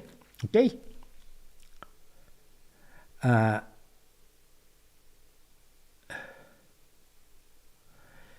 Bueno, voy a dejarlo más o menos aquí, porque se están empezando a pelear. Antonio Lizárraga está haciendo lo mismo, igualar al invadido con el invasor, igualar a los periodistas independientes, libres, de una prensa admirable, que es la prensa que tenemos, con muchas excepciones, pero es la prensa que tenemos en el mundo democrático, con los jilguerillos a sueldo de los canales de Putin. Es inaceptable, es absolutamente inaceptable, y es demostrable que no es correcto. Pero como ya se pusieron a discutir ustedes y ya se empezaron a insultar, no hagan eso. ¿Qué opinan de lo que dicen algunos prorrusos de que Ucrania se convirtió en una dictadura por proscribir a una docena de partidos de oposición? Porque eran partidos prorrusos. Verás, cuando te invade alguien, los que están a favor de ese alguien no los permites participar políticamente. ¿O tú crees que después de la invasión nazi por Europa estaba legitimado el partido nazi del Reino Unido? ¿O cuando Estados Unidos finalmente en diciembre del 41 le declara la guerra al Eje, ¿tú crees que el partido nazi estadounidense y los medios de comunicación estadounidenses del partido nazi tenían rienda libre? No. En una situación de guerra se vive una situación de guerra. Cuando Putin le ha declarado la guerra a todo Occidente y dijo que Europa se tiene que arrodillar ante él, pues en Europa no será bueno que no escuchemos la propaganda de guerra de aquel que nos hace la guerra, ¿no crees? Es decir, no es la misma censura de Putin de no quiero que la gente se entere que durante 20 años ha controlado los medios de comunicación para generar una corriente de opinión a su favor. No es lo mismo.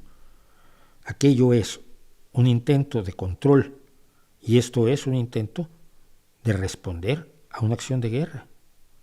No permitir que la propaganda del enemigo se distribuye abiertamente. Por eso existen los trolls de internet, precisamente, y aquí hay muchos.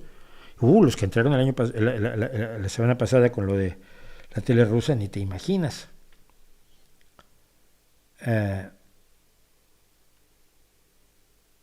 Bueno, quiero hablar de esto porque va con todo esto. Me acusan constantemente por el delito de no ser irracional. Suena raro, ¿no? Pero así es. Miren, voy a poner un caso. Y es que esto fue muy notorio la semana pasada. La semana pasada dije que me parecería bien que Cuba fuera eliminada de la lista de estados patrocinadores del terrorismo, porque Cuba no está para patrocinar ni una carro de palomitas con mantequilla en este momento. La situación económica de Cuba es desastrosa. De hecho, después del huracán le ha pedido ayuda a Estados Unidos. Y Estados Unidos se la va a dar además. Pero este señalamiento de Cuba como promotor del terrorismo tenía razones de peso durante la Guerra Fría. Pero después de que el tío Boris, o sea, la Unión Soviética, dejó de pagarle las facturas a Cuba, Cuba se ha tenido que meter en otras cosas de otro tipo. Bueno. Me ha llovido, soy comunista, soy procastrista, soy anti-yanqui, soy anti-yanqui, soy anti-occidental, soy antidemocrático, favorezco las dictaduras y aparte soy mala persona que patea perritos en la calle. Esto me lo ha dicho gente que está en contra de la dictadura cubana. No les interesa averiguar que yo no solo estoy en contra de la dictadura cubana, sino que he hecho numerosos videos denunciando la dictadura cubana, invitando a un amigo como Amir Valle, que es cubano, exiliado cubano, para que hable de la realidad cubana.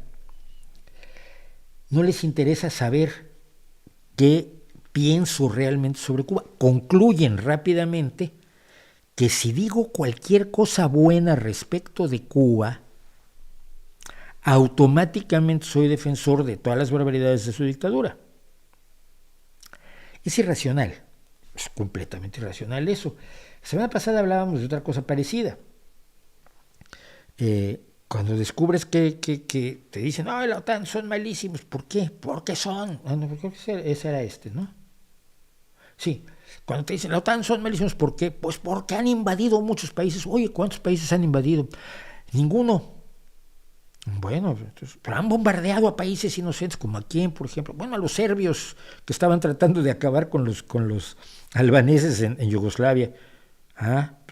Tampoco estoy yo muy en contra de ese bombardeo, porque paró una masacre étnica, una limpieza étnica absolutamente nazi.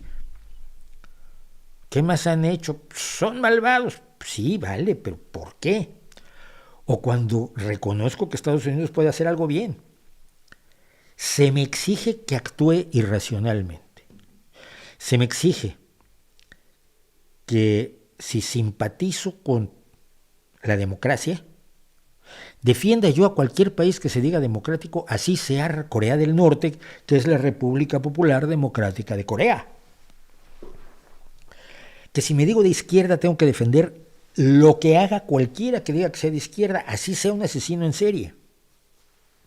No. Pero es en estos momentos de nuestra vida un delito no ser irracional. Yo bloqueo a gente que cuando... Yo soy enormemente crítico de López Obrador y esto lo sabe cualquiera. Mucha gente me ha quitado el saludo por esto. Pero cuando alguien dice es que López Obrador es comunista, no, no lo es. Sí, tú lo estás defendiendo porque tú eres morenista, chairo loco. Pablo, bloqueo. Porque él no está en contra de López Obrador por lo que López Obrador hace, sino por sus fobias irracionales. Si López Obrador hace cosas que no le gustan, será porque es comunista, porque todos los malos son comunistas. Y entonces si yo digo, no, López Obrador no es comunista, y lo puedo sustentar con hechos, con datos, con demostraciones claras de la información de la que disponemos todos en la era de Internet, ya no les gusta. Necesito comprar los paquetes completos ideológicos, ver el mundo como un partido de fútbol entre dos equipos, adscribirme a un equipo y luego negar todo lo demás. Pero esta presión a la que yo me veo sometido, a mí me la sopla, pero a mucha gente no. Mucha gente es incapaz de decir algo bueno de Rusia. Por ejemplo, todos los horrores de Rusia no son culpa de los rusos comunes y corrientes, que son en general buenas personas y gente común y corriente como cualquiera de nosotros. Y cuando hablamos de Rusia, en este momento estamos hablando de las políticas de su gobierno. No de Rusia como país ni de Rusia como población. Uno, ya no puedes decir eso. No, tienes que atacar. Los rusos son todos unas malas personas. Como la loca de Russia Today. En Occidente está prohibida la leche materna. No puedo mentir. No podemos asumir la mentira como una forma de sustentar nuestras ideas, nuestras convicciones y nuestros principios. Porque lo que importa son los principios. Yo soy antiimperialista. No me gusta el imperialismo, es decir, la imposición de la voluntad de un país sobre otro. Que eso es el imperialismo. La imposición de su voluntad más allá de ciertas cosas razonables. Oye, pues sí, la voluntad de otro es por cuánto te vendo el petróleo o el pescado o el trigo. Pero hay una negociación en un cierto nivel de equiparación de países que tienen soberanía. Porque cuando la soberanía de uno es absorbida por otro, pues estoy en contra. Pero no me importa cuál sea el país, Rusia, Estados Unidos, China, que lo está haciendo con Hong Kong, antes de que el tratado se cumpliera, etcétera, y China que lo quiere hacer con Taiwán. Yo soy antiimperialista y soy demócrata y soy socialdemócrata. Y lo voy a hacer en contra de los socialdemócratas y los socialdemócratas se ponen pesados. Militar no puede hacer que pierdas la cabeza. Tener una convicción no puede hacer que renuncies a aplicar la razón en el análisis de toda la realidad a tu alrededor. A mí se me está acusando constantemente de ser demasiado racional, de aceptar que Estados Unidos nació el rock, gracias a que nació el blues, y que hay grandes rockeros estadounidenses. No, tienes que ir en contra de Estados Unidos porque es un país imperialista. Bueno, sus gobiernos han tenido políticas imperialistas absolutamente despreciables, pero no creo que eso sea aplicable a B.B. King. No generalizo, analizo caso por caso, y ese es el delito, el enorme delito de no ser irracional. Y aquí es donde yo me pregunto, ¿hasta qué punto estamos vendiendo nuestra capacidad de crear un mundo mejor a partir de militancias ciegas? De militancias que parecen de principios, pero que no llevan los principios al principio, sino que son solamente la bandera, la pancarta cómoda. Es como los pacifistas que permiten, que apoyan las guerras. Estos pacifistas de chisguete que tenemos aquí en España en grandes cantidades, que comienza la guerra en Siria porque protesta la gente en Siria, esto fue hace 12 años ya, 11, 12 años. Hay unas protestas en Siria y la bestia de Bashir al-Assad, que es heredero de su padre, que es parte de una dinastía de tiranos bestiales y sanguinarios, dispara contra la multitud y mata a docenas de personas. Y entonces la gente se levanta en armas. No dicen nada. Rusia entra a apoyar a Bashar al-Assad con todo, armas, tropas, apoyo aéreo, cañones, tanques. No dicen nada. Un día Estados Unidos bombardea posiciones del Daesh en Siria y salen, no a la guerra. No, hijo, tú no eres un no a la guerra, tú eres un no a la guerra cuando la hace Estados Unidos, pero si la hace Rusia no hay problema. Eso no es tener principios, es tener lemas, es tener eslogans.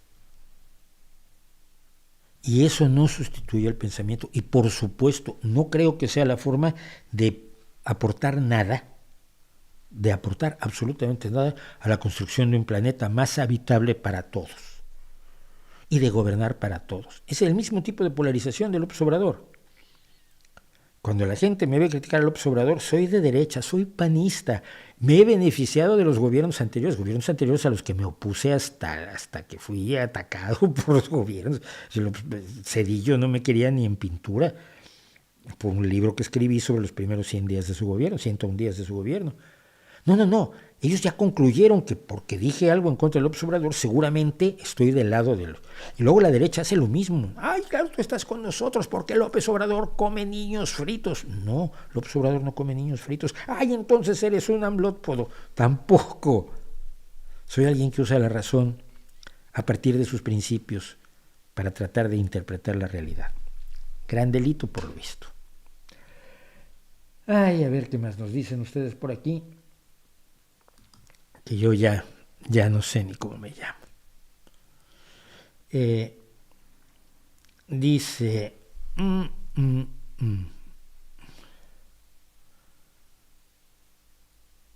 ¿Estás de acuerdo con la modernización de los grupos indígenas y que tengan acceso a medicamentos modernos y a la ciencia y tecnología y dejar atrás su conocimiento ancestral? ¿Por qué? ¿Por qué dejar atrás su conocimiento ancestral? Mira, los japoneses son un bonito ejemplo de esto. Los japoneses mantienen sus tradiciones como tradiciones y viven en el siglo XXI con las comodidades del siglo XXI. Tus tradiciones no tienen por qué limitarte. Pueden ser tu punto de partida, pueden ser tu punto de tibio pertenecer. Ay, qué bonito cuando yo voy a ver un espectáculo de charrería. Pues vale. Tus tradiciones te pueden dar esa calidez de la pertenencia al hogar. Pero si se convierten en tus fronteras de limitación, tienes un problema. A los indígenas mexicanos, y esto lo he dicho en numerosas ocasiones y lo voy a repetir aunque se cansen de mí. Por cierto, ¿cuántos estamos ahora? 281 personas. Tenemos que pasar de los 300 en cada streaming, hijos míos. Bueno, sistercitos y brothercitas, como suelo decirles. Miren, los indígenas somos todos. Es decir, todos los pueblos de este mundo han estado en la posición en la que están hoy los indígenas latinoamericanos, por decir algo, o africanos, o asiáticos. Y todos han salido, y algunos han salido de allí acudiendo a elementos como la ciencia y la tecnología, el pensamiento ilustrado, la democracia, etc. ¿Tiene todos los grupos humanos derecho a esto? Yo diría que sí. Tienen derecho a rechazarlo hasta cierto punto. Es decir, tú en tu comunidad indígena puedes decidir que no quieres tener nada de las cosas estas modernas que son horrorosas y que requieren baterías de litio. Muy bien. Pero tus hijos pueden luego volver a votar, o a tus hijos ya los vas a someter a la decisión que tú tomaste antes. Hablábamos de golpear a los niños y hablábamos de que los niños no son tuyos, tienen derechos. Y el derecho al conocimiento es uno de los derechos fundamentales de la Carta de Derechos de los Niños. El niño tiene derecho a la educación, a la información, al conocimiento del mundo a su alrededor. Tiene derecho a saber que esas plantas que le dice su abuelo que curan, no curan. Tiene derecho a saber que los dioses que le dicen que mandan, no mandan. tiene derecho a saber que cuando viene María Elena Álvarez Bulla y les dice que el glifosato le quita el alma al maíz, tienen derecho a saber que el maíz no tiene alma, y B, el glifosato no quita el chulel del maíz. Es un derecho de todos los niños indígenas, de todos los niños del mundo. Porque cuando tú hablas de salvar a las comunidades indígenas y convertirlas en compartimientos estancos, fosilizarlas para ponerlas en una vitrina del Museo Nacional de Etnología, estás involucrando a los niños que probablemente no lo quieran. Porque nadie elige libremente si no conoce las opciones sobre las que está eligiendo. Y esto se aplica, por ejemplo, al hijab. Las mujeres en Irán usan el hijab porque quieren. No. O las mujeres musulmanas usan el hijab porque quieren. No. Lo usan porque han sido condicionadas para eso, porque no conocen otra opción, porque no conocen otra forma de vida. ¿Tienen derecho a conocer otra forma de vida? Yo digo que sí. Yo digo que sí. Tienen derecho a conocer todas las formas de vida. Como alguien tiene derecho a conocer todas las religiones y no ser sometido. Tú perteneces a una comunidad evangélica cristiana, así que vas a ser evangélico cristiano y ni quieras saber de budismo, ni quieras saber de sijismo, ni quieras saber de animismo, ni quieras saber de santería, ni quieras saber de ateísmo. ¿Qué les estamos haciendo a los niños? A los niños indígenas les estamos haciendo eso. Tienen derechos que no les estamos reconociendo y que no estamos haciendo nada para que los puedan ejercer a plenitud. He contado la historia de los vaqueritos aquellos de Veracruz, que uno quería ser ingeniero aeronáutico, el otro quería ser astronauta, allá en los años en que el Challenger estalló. Me rompían el alma, porque ellos estaban enterados de lo que ocurría afuera, pero ellos pertenecían a una determinada comunidad indígena y era muy difícil que alguno de ellos fuera a dar a una universidad. Primero que nada porque la calidad de la educación que se le estaba dando en la escuela rural a la que asistía era una educación de calidad muy inferior a la que recibí yo en una escuela privada en México. En la Ciudad de México con profesores de un altísimo nivel y además llegaba yo desayunado a clase. Estos niños muchas veces no van desayunados a clase. ¿Cómo pueden ejercer sus derechos así?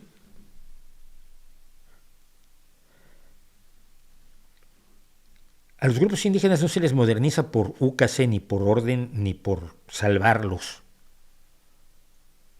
A los grupos indígenas se les tiene que permitir constantemente valorar el mundo a su alrededor y decidir qué quieren de ese mundo. Pero no como grupos, no como identidad, no como sentencia, ya naciste aquí, te jodiste. No. Como individuos. Porque toda colectividad está compuesta de individuos y si no reconoces al individuo, no le tienes respeto a la colectividad.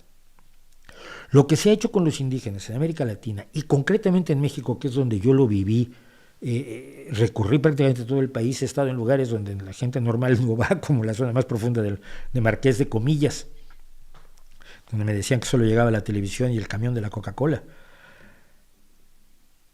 Lo que se ha hecho con los indígenas en México es innombrable, es un crimen etnológico, es genocidio cultural.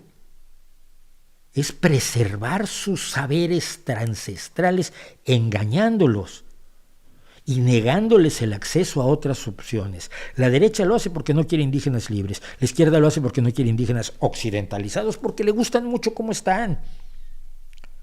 Quieren al indígena del siglo XVII. Y si el niño quiere un MP4 o una PlayStation, ha sido absorbido por la maldad occidental. No me jodas. Y eso lo hace la izquierda desde que yo estaba estudiando antropología, 1975. No ha cambiado en nada y es asqueroso y es vergonzoso y se ha agudizado de una manera terrible en el gobierno, por llamarle de algún modo, de Andrés Manuel López Obrador y mis ex amigos. ¿Qué más? Dios mío. Saludos de San Juan del Río. San Juan del Río, yo pasé lugares, cosas maravillosas en San Juan del Río. un encuentro de escritores policíacos donde decidí que iba a escribir mi primera novela policíaca. Yo vivía en Querétaro y fui como corresponsal de Excelsior a cubrir un congreso de escritores policíacos. Lindo lugar, Dios mío. Deja de ser necio, Antonio. Ya te dije las pruebas de que Ucrania no miente. Comparas lo que dice Ucrania con la realidad. Resulta que es la verdad, pues entonces no mintió. Ay, qué necios son algunos. ¿Cómo podremos aprender matemáticas eficientemente? No tengo idea. Mis hijas llegaron a estudiar un sistema japonés, que ahora ya no me acuerdo ni cómo se llama, seguramente alguien se acuerda. No lo sé. La enseñanza sigue siendo un misterio, porque nunca nos gusta cómo nos enseñan, pero nunca tenemos mejores formas de enseñar. Existe algo que se llama la pedagogía basada en evidencias, que es propuestas pedagógicas que no son surgidas de la reflexión filosófica de algún pedagogo en su sillón con una pipa y una copa de coñac, sino de experimentos, de ver, le enseñas historia a 3 grupos de personas de distintas maneras y ves cuál es más eficiente. Entonces allá tienes evidencias, tienes bases científicas para determinar que una forma de pedagogía es mejor que la otra. Pero están muy en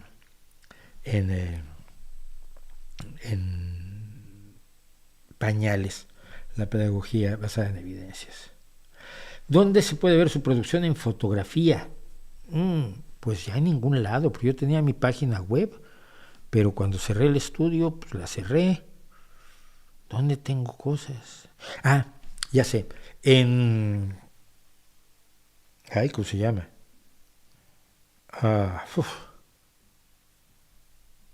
DeviantArt. Se escribe de la siguiente manera, ahora te lo voy a poner aquí. Así se llama la página web, no es la URL, sino es se llama DeviantArt, así como arte desviado, arte de gente chifladita, y allí tengo un montón de fotos todavía, como nocturno. Entonces, Nocturno ha sido más mi nombre muchas veces que Mauricio Schwartz, y allí hay un montón de fotos mías todavía, porque en el resto del mundo creo que ya no hay nada.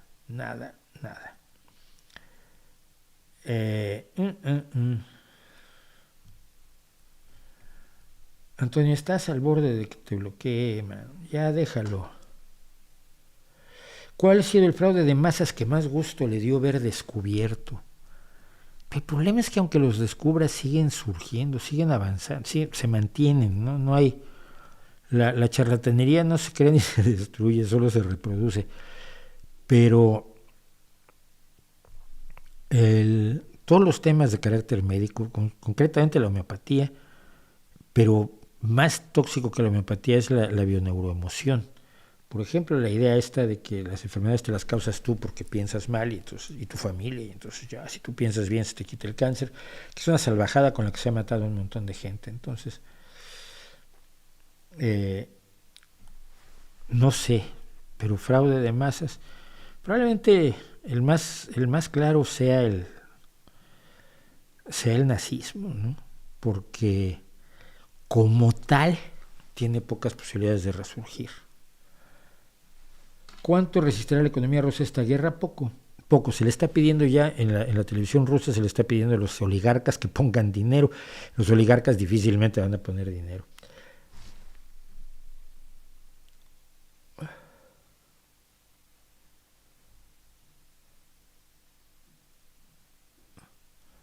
Gracias.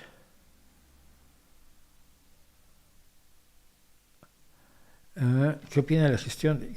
Me siguen preguntando de Bukele. No conozco a Bukele, se cumplen 2 años de la muerte de Eddie Van Halen. Una verdadera pena porque era un gran guitarrista. Yngwie Malmsteen o Slash. Slash nunca me mató como guitarrista, la verdad. Yngwie Malmsteen es impresionante, pero siempre me ha parecido un tipo frío. Tiene una serie de grabaciones con una orquesta, no sé si es una orquesta de cámara grande o una orquesta sinfónica pequeña japonesa, y grabó una serie de cosas, incluso cosas de Vivaldi con la guitarra eléctrica. Yngwie Malmsteen es impresionante, pero me deja con la idea de que no transmite emoción. Ahí me puedo equivocar. Por eso uno de mis guitarristas favoritos es, acabo de olvidar su nombre, el australiano, hombre, que toca acústica, por cierto, o Rodrigo y Gabriela. Rodrigo y Gabriela me parecen excelentes guitarristas con una enorme pasión. La pasión es fundamental. Es la pasión de Samantha Fish, la pasión de Joan Shaw Taylor, la pasión que tenía el guitarrista de Ten Years After, Alvin Lee. Era impresionante. La pasión de Santana, la pasión del búho ciego de Can't Hit, ¿no? de Wilson. Es decir, de verdad entregarte a la guitarra, la pasión que tiene, por supuesto, el guitarrista de AC/DC, ¿no? Ese hombre sin la guitarra no es nadie, o la pasión de un Keith Richards. Eso es lo que me falta en Yngwie Malmsteen, pero probablemente me equivoco.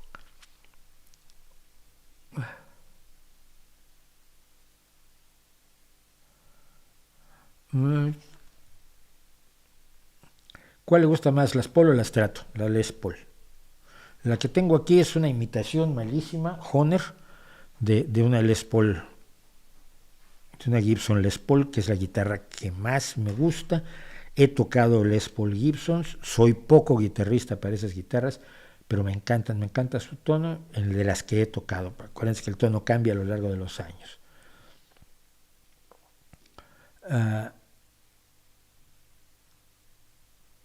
Que me dicen qué opinan los llamados libertarios. Lo que pasa es que el libertarianismo se ha convertido en una especie de reducto para la extrema derecha económica. Yo me podría definir como un socialista libertario en la medida en que defiendo las libertades individuales. Pero el nombre se lo secuestró gente como Ayn Rand y gente como los seguidores de Ayn Rand. Entonces ahí el problema es que aunque la palabra significa una cosa, el concepto se ha llenado de una semántica distinta.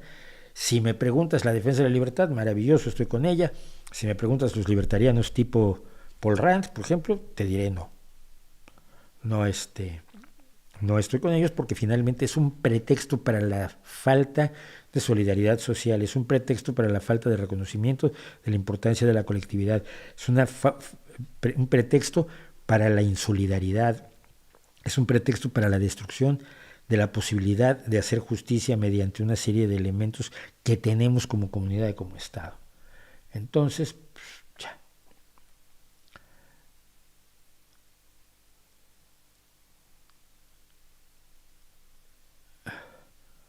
No sabía yo que volvieran a trasladar a venezolanos a través de engaños para llevarlos al frente de la residencia de la vicepresidenta Kamala Harris. Es la degradación de la política estadounidense, de los republicanos, que nace con Reagan, que nace se desarrolla con el Tea Party, y se desemboca en esta especie de neonazismo color zanahoria con Donald Trump. Es muy, muy preocupante, porque hay una derecha con la que se puede hablar. Yo puedo hablar con muchas personas que son ideológicamente distintas a mí, siempre y cuando se haga desde un nivel de no polarización, de racionalidad, no de la irracionalidad de la que hablábamos. Pero la polarización brutal en la que se ha embarcado el republicanismo en Estados Unidos es enormemente preocupante, porque está cayendo en las manos de Putin. Es decir, la antidemocracia, el republicanismo era democrático, los antivalores republicanos, el republicanismo defendía valores republicanos, aunque lo hiciera desde una insolidaridad propia de la defensa del gran capital. Había republicanos dignos como John McCain directamente, el que paró la destrucción de la tibia reforma sanitaria de Estados Unidos de Obama. Es decir, ese republicano de derecha que está convencido ha desaparecido. prácticamente está desaparecido, por lo menos está desaparecido en los grandes actos y en las grandes decisiones del Partido Republicano. Me parece muy preocupante.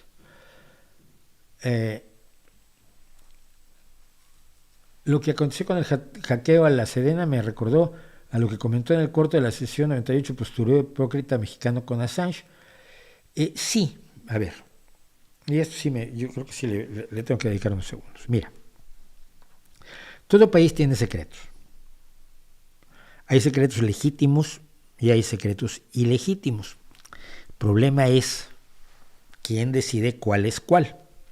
No digo que sea imposible elegir, digo que es un problema, no es fácil.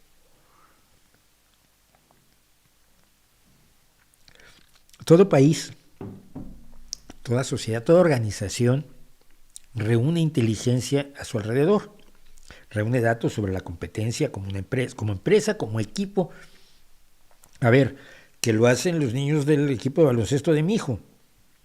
Cuando van a enfrentarse con otro equipo, están jugando en la primera de cadetes, aquí en Asturias, vamos a jugar contra tal equipo. Entonces le dice, yo los vi jugar el año pasado, fulanito de tal es muy bueno, pero es bajito. Dice, no, pero estos dos se cansan muy fácil, entonces a esos hay que moverles rápido para hacer que se cansen y que los sustituyan y ya no pueden salir. Lo que han hecho a lo largo del tiempo en los partidos que tuvieron en el pasado es reunir inteligencia sobre sus adversarios y luego utilizarla para su ventaja. Normal que lo haga un país. Un país también hace cosas ilegítimas, pero lo difícil es valorarlos. Yo con Assange lo que siempre dije es que tiene las garantías de un juicio justo, de un juicio en el que va a haber un jurado de sus iguales, un jurado que puede ayudar a su abogado a elegir, que no se lo van a imponer. Quien conozca el procedimiento legal de los Estados Unidos judicial sabe que la elección de los jurados la hacen las dos partes, no es una imposición. Que en un momento dado, si el juez te parece que va contra ti, puedes cambiar la jurisdicción, puedes hacer un change of venue y pedir otro juez. Es decir, hay una serie de garantías que por supuesto no tiene Navalny cuando Putin lo mete a la cárcel en Moscú. Y el que Assange tenga eso es una ventaja. No se le puede tratar como un preso político, como a Raif Badawi, que fue encarcelado por los salvajes de Arabia Saudita, por un lado. Por otro, Assange robó y publicó secretos de los Estados Unidos, algunos legítimos y otros ilegítimos. Tiró por igual. Y cuando se le dijo que podía matar gente, dijo él, me da igual, ellos son informantes, saben que se la juegan, si los matan no es asunto mío. Lo cual tampoco me parece muy buena, muy razonable, muy aceptable. En el caso de México, lo que se ha descubierto es que el ejército está haciendo ahora lo que siempre ha hecho el gobierno mexicano. Lo que me parece horrible e hipócrita es que ahora esto le parezca un escándalo al gobierno mexicano cuando se ha pasado el tiempo defendiendo a Assange, que hizo lo mismo con Estados Unidos. Los documentos de la Sedena demuestran un montón de cosas aterradoras, pero esperables. Y entonces yo contaba una cosa en Twitter, y probablemente, si me dejan conectar esta tableta porque la tengo, se me está acabando la batería, y son cosas que pasan, como dicen, cosas del directo. Puedo leer un tweet, un hilo que escribí. Puedo no leerlo, pero comentar alrededor de un hilo que escribí ayer precisamente sobre esto. Hace muchos años, un amigo y yo, un amigo que bueno, mencionaremos después, no su nombre, nos hablábamos mucho por teléfono en México. Y se nos hizo claro por sonidos y por cosas que nos decían otras personas y tal, que nuestras conversaciones estaban siendo escuchadas por alguien. Podía ser la CIA, podía ser la KGB, podía ser la Stasi de Alemania Oriental, o podía ser el gobierno mexicano a través de la Secretaría de Gobernación, que es el Ministerio del Interior en México.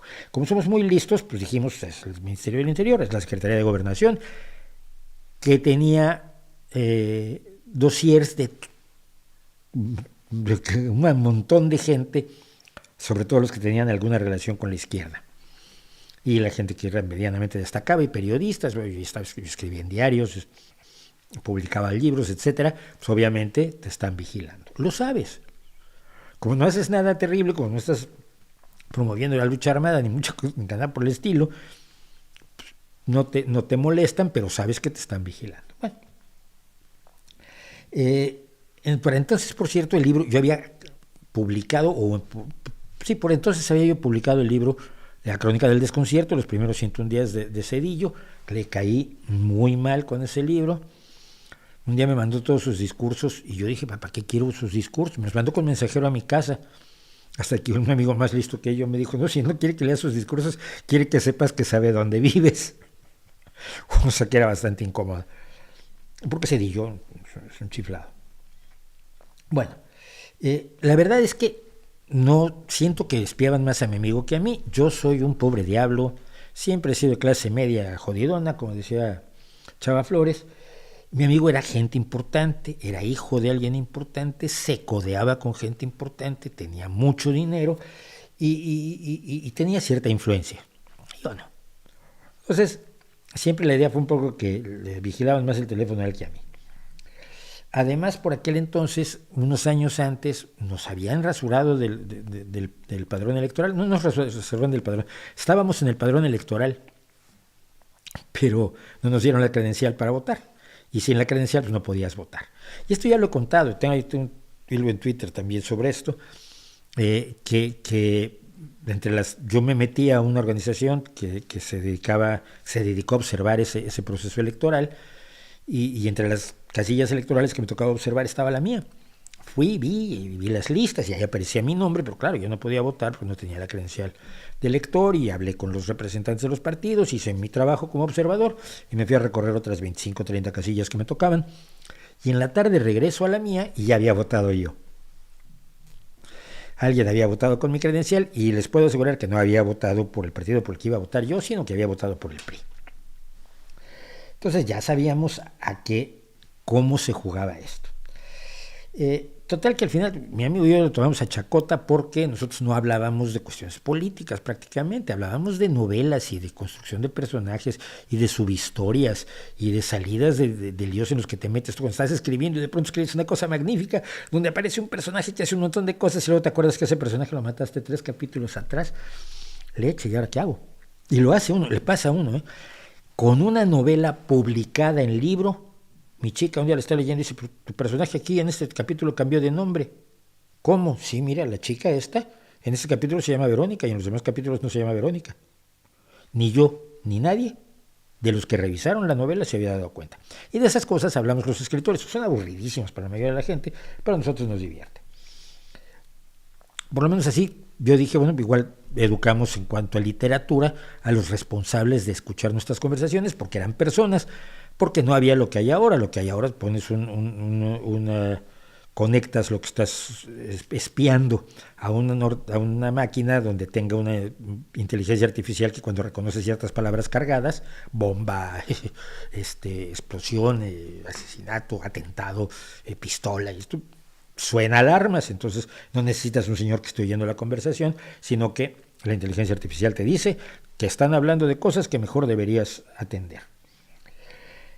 Bueno, pues ahora estamos un porrón de años después, estamos en 2022, y yo veo que, como era de esperarse, el gobierno de López está espiando a periodistas opositores y demás. Pero no lo está haciendo la Secretaría de Gobernación, sino lo está haciendo el Ejército, lo cual siempre da muchísimo más miedo. El asunto es que a donde quería llegar es que mi amigo ahora está en el gobierno de López Obrador y tiene que enfrentarse al hecho de que un hackeo demostró que el ejército de López Obrador, el ejército al que le está entregando el país, lo espía a la gente como nos espiaban a nosotros. Y mi pregunta es, ¿renunciará al gobierno? ¿Saldrá a denunciar? Cuando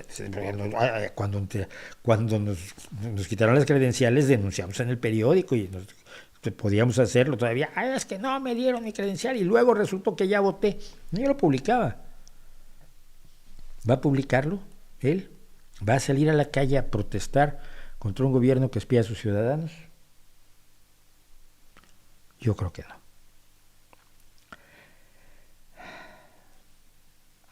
No sé por qué todo esto se fue con lo de DeviantArt, que no era la idea, obviamente, pero bueno, quedó allí para quien quiera. Pero es que como voy a verlo en otra pantalla,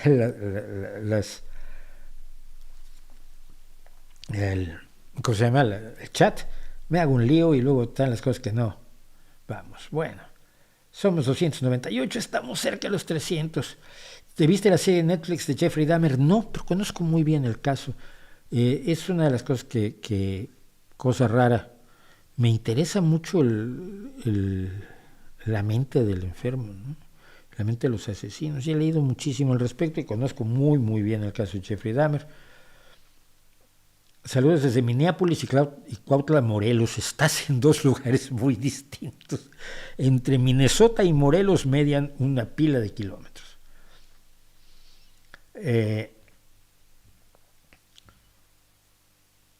¿Qué pasa con las culturas originarias que nunca quisieron volverse occidentales y que no son necesariamente sectarias? ¿Cómo puede una cultura decidir no volverse occidental? Cuéntamelo. O sea, las culturas son la suma de creencias, formas de vida, supersticiones, costumbres, tradiciones y obras artísticas y artesanales de una colectividad.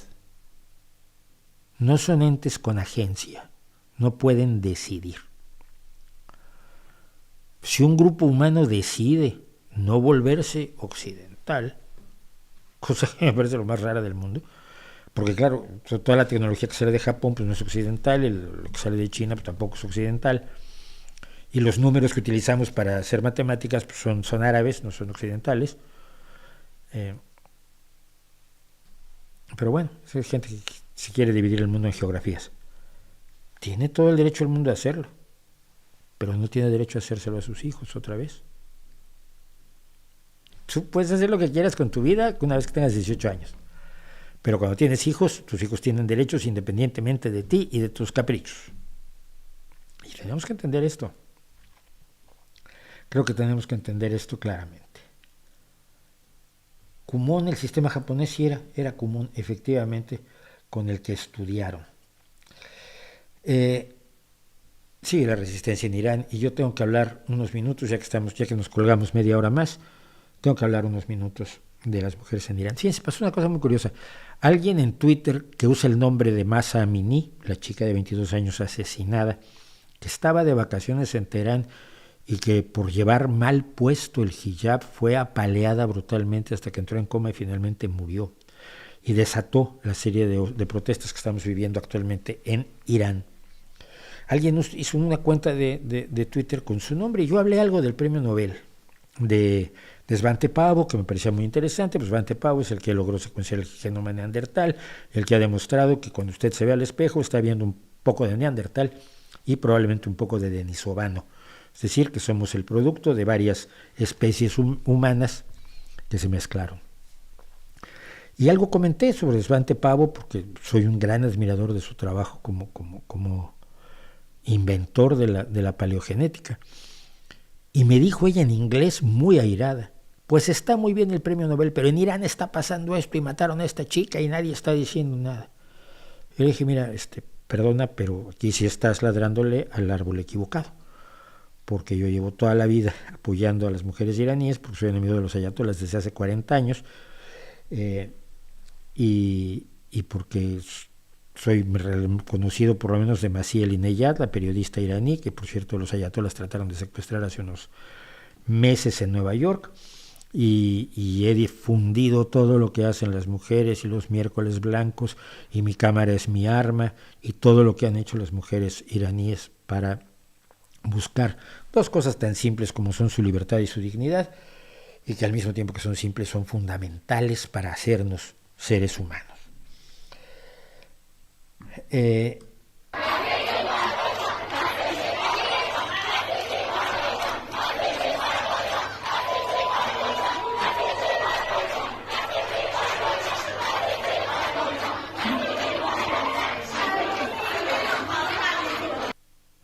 Esto es una escuela secundaria. Perdón, pero me hace así. Me parecen igualmente admirables que inconscientes, que valientes, que atrevidas, pero las adoro. Fue alguien del BASIG, que es la policía política, la policía de la moral.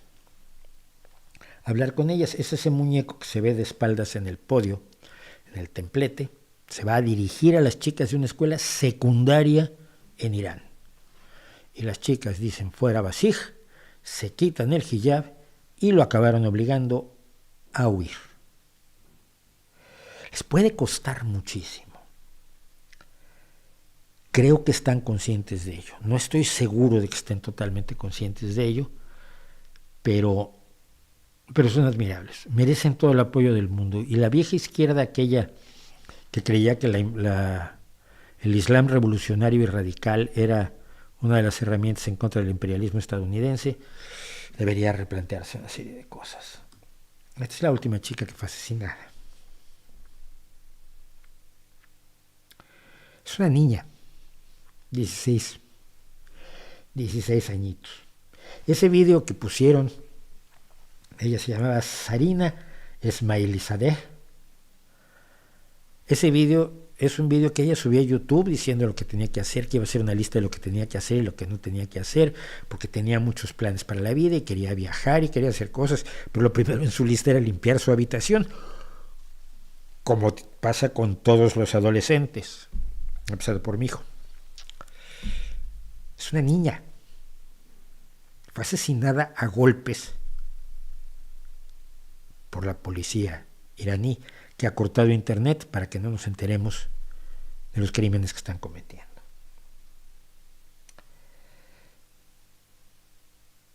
Todo el apoyo, del mismo modo en que un pueblo bajo asedio de una bestia sanguinaria como Putin merece todo nuestro apoyo, las mujeres en Irán merecen todo nuestro apoyo. Y digo las mujeres porque son ellas las que están encabezando esto, no porque no haya muchos hombres, y en los vídeos que salen de Irán cada vez vemos a más hombres poniéndose de su lado y diciendo no le puedes pegar, no la puedes reñir porque traiga el hijab o no lo traiga. Pero ellas son las que están en la línea de lucha y son las que están muriendo. Se calcula que han muerto más de 1.500 personas en las protestas sobre la muerte de Mahsa Amini. Todo el apoyo que se le pueda dar difundiendo esto, diciéndoles a nuestros gobiernos que mejor no tratemos con Irán, diciéndoles a las distintas personas que tienen capacidad que no compren cosas de Irán, que no apoyen a Irán y por supuesto que no participen en los mecanismos de propaganda de Irán, como es el caso de Hispan TV, es importante. Por lo menos que sepan que no están solas. Yo creo que eso es fundamental en este momento. Que sepan que no están solas, porque, no sé, cuando matas a una niña a golpes, ¿cómo puedes caer más bajo? Y los ayatolas empezaron muy, muy abajo. Yo leí hace muchos años el libro verde del ayatolá Jomeini cuando tomó el poder, donde planteaba su sistema moral y cómo debía ser una verdadera sociedad islámica, y era aterrador. Pero era aterrador en el papel, no tiene eso nada que ver con lo que es ser aterrador en la realidad, en la terrible, terrible realidad.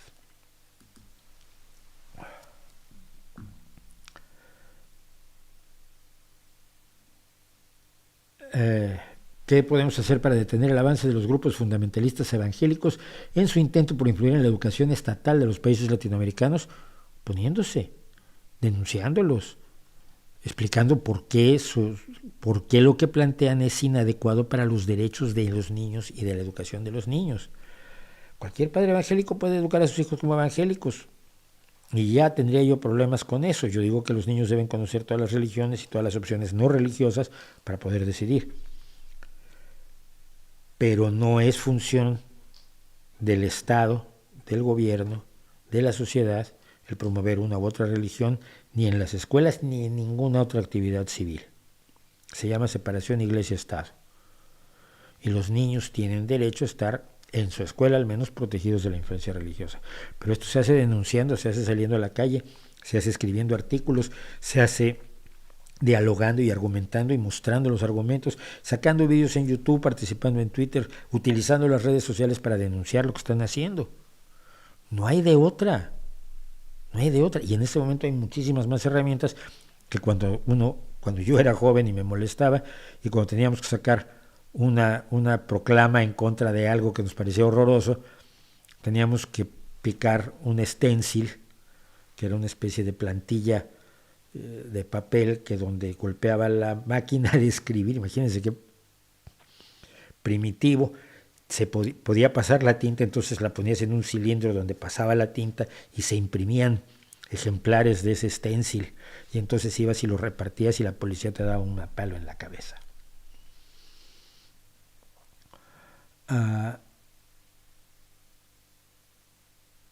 Hay gente que repite las mismas todo el tiempo y no me gusta.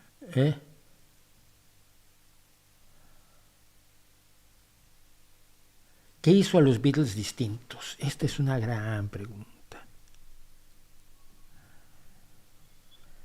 Yo creo que en mucha medida fue George Martin. Y el hecho de que eran unos genios. A ver, los 4 son unos genios musicales. Pero yo veo muy fácil que cualquier grupo de genios musicales fuera aplastado por los sistemas de producción discográfica. Hasta el momento de los Beatles, la música de los jóvenes era un producto. Se lanzaba el producto para su consumo, luego se quemaba el grupito o el cantantito que pasaba a ocupar un lugar allí de segunda línea, incluso le pasó a Elvis Presley, y venía otro que ocupaba su lugar, y así vas renovando el producto constantemente. Es una técnica meramente mercadotécnica. Los Beatles entran al mundo musical como un producto. Querían hacer música, pero quien los ve a su alrededor, desde Brian Epstein hasta las disqueras, los valoran como producto. ¿Por qué Decca no quiere a los Beatles? Porque los grupos de guitarra van de salida. Era un genio aquel ejecutivo de Decca que dijo eso, que lo dijo para la historia. Fue la frase. Capitol dijo, bueno, vamos a intentarlo con estos chicos. Y les pusieron de productor a un tal George Martin. Y George Martin oyó que tenían ciertas cosas interesantes, les dijo el baterista, pero vamos, lo pueden usar para las presentaciones en vivo porque da igual, pero para grabar necesitamos a alguien que sepa llevar el ritmo y que sepa hacer un redoble, aunque sea. Como ellos ya habían trabajado con Ringo, lo trajeron. Y Ringo es un metrónomo.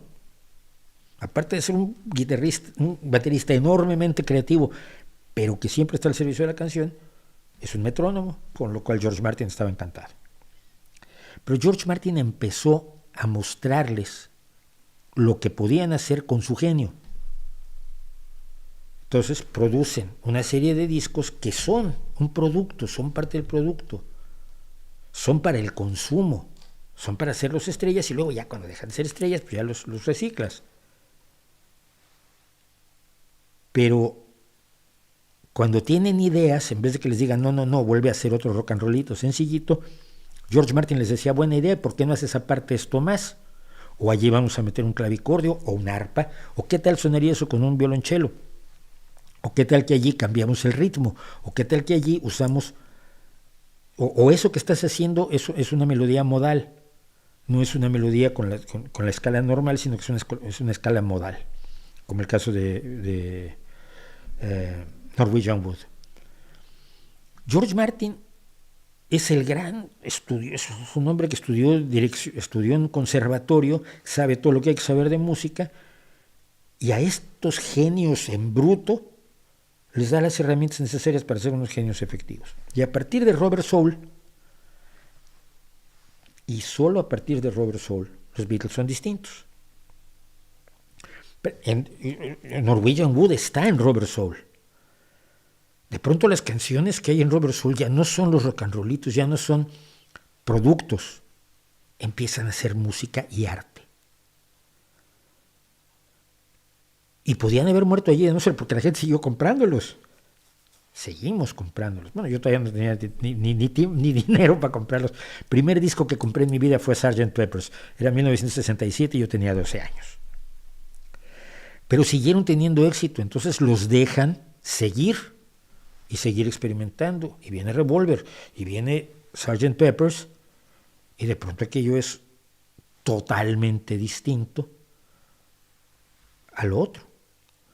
El principio fue que querían hacer sus propias canciones y muchos no querían que hicieran sus propias canciones, y George Martin les permitió grabar sus propias canciones, porque querían que hicieran canciones de compositores profesionales. Había muchos compositores profesionales que escribían para todos los grupos que había en aquel entonces, y para los cantantes. Es que yo escribí mi propia canción, sí, anda. Otro día la oímos, pero ahora grábate esta, porque esta la escribieron unos tipos que tienen muchos éxitos. Esa libertad que tuvieron resultó que se le estaba dando a unos tipos que eran unos genios. Que George Harrison es un genio, que Ringo Starr es un genio, que John Lennon es un genio y que Paul McCartney es uno de los más grandes genios de la música del siglo XX. Pero que podía no haber prosperado de no ser por George Martin. O eso es lo que yo creo. Puedo estar, por supuesto, totalmente equivocado.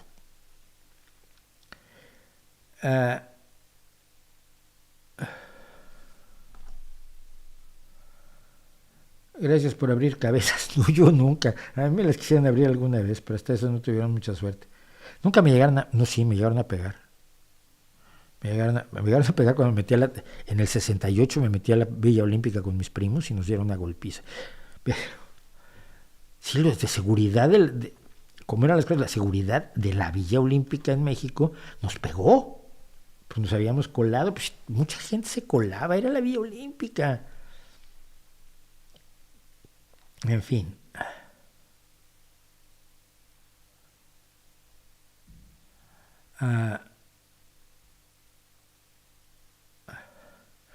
Hay tribus amazónicas que aunque viven en la selva viajan a las ciudades para trámites y asistir a la escuela. Pues sí, pero de todos modos su posibilidad de aprovechar al máximo la escuela se ve limitada desde por fenómenos de nutrición hasta por fenómenos de caminata. Yo admiro mucho, pero admiro enloquecidamente a los niños que caminan una pila de kilómetros o cruzan puentes hechos de cuerdas o caminan por senderos estrechos y caminan 3 horas para ir a la escuela. O sea, y los tenemos, en América Latina los tenemos. A los niños que están buscando wifi a las 11 de la noche para poder hacer las tareas escolares con el móvil de su mamá, con el celular de su mamá, son absolutamente admirables. Pero están viéndose limitados. Mira, es un buen ejemplo con los Beatles. Entre esos niños hay genios que nos estamos perdiendo como sociedad. Hay genios en las matemáticas, hay genios en la música, hay genios en la ingeniería, hay genios en la arquitectura, hay genios en la comunicación, hay genios de la literatura y de la pintura que no les permitimos florecer y prosperar porque están condenados a ser indígenas. Es que es indignante.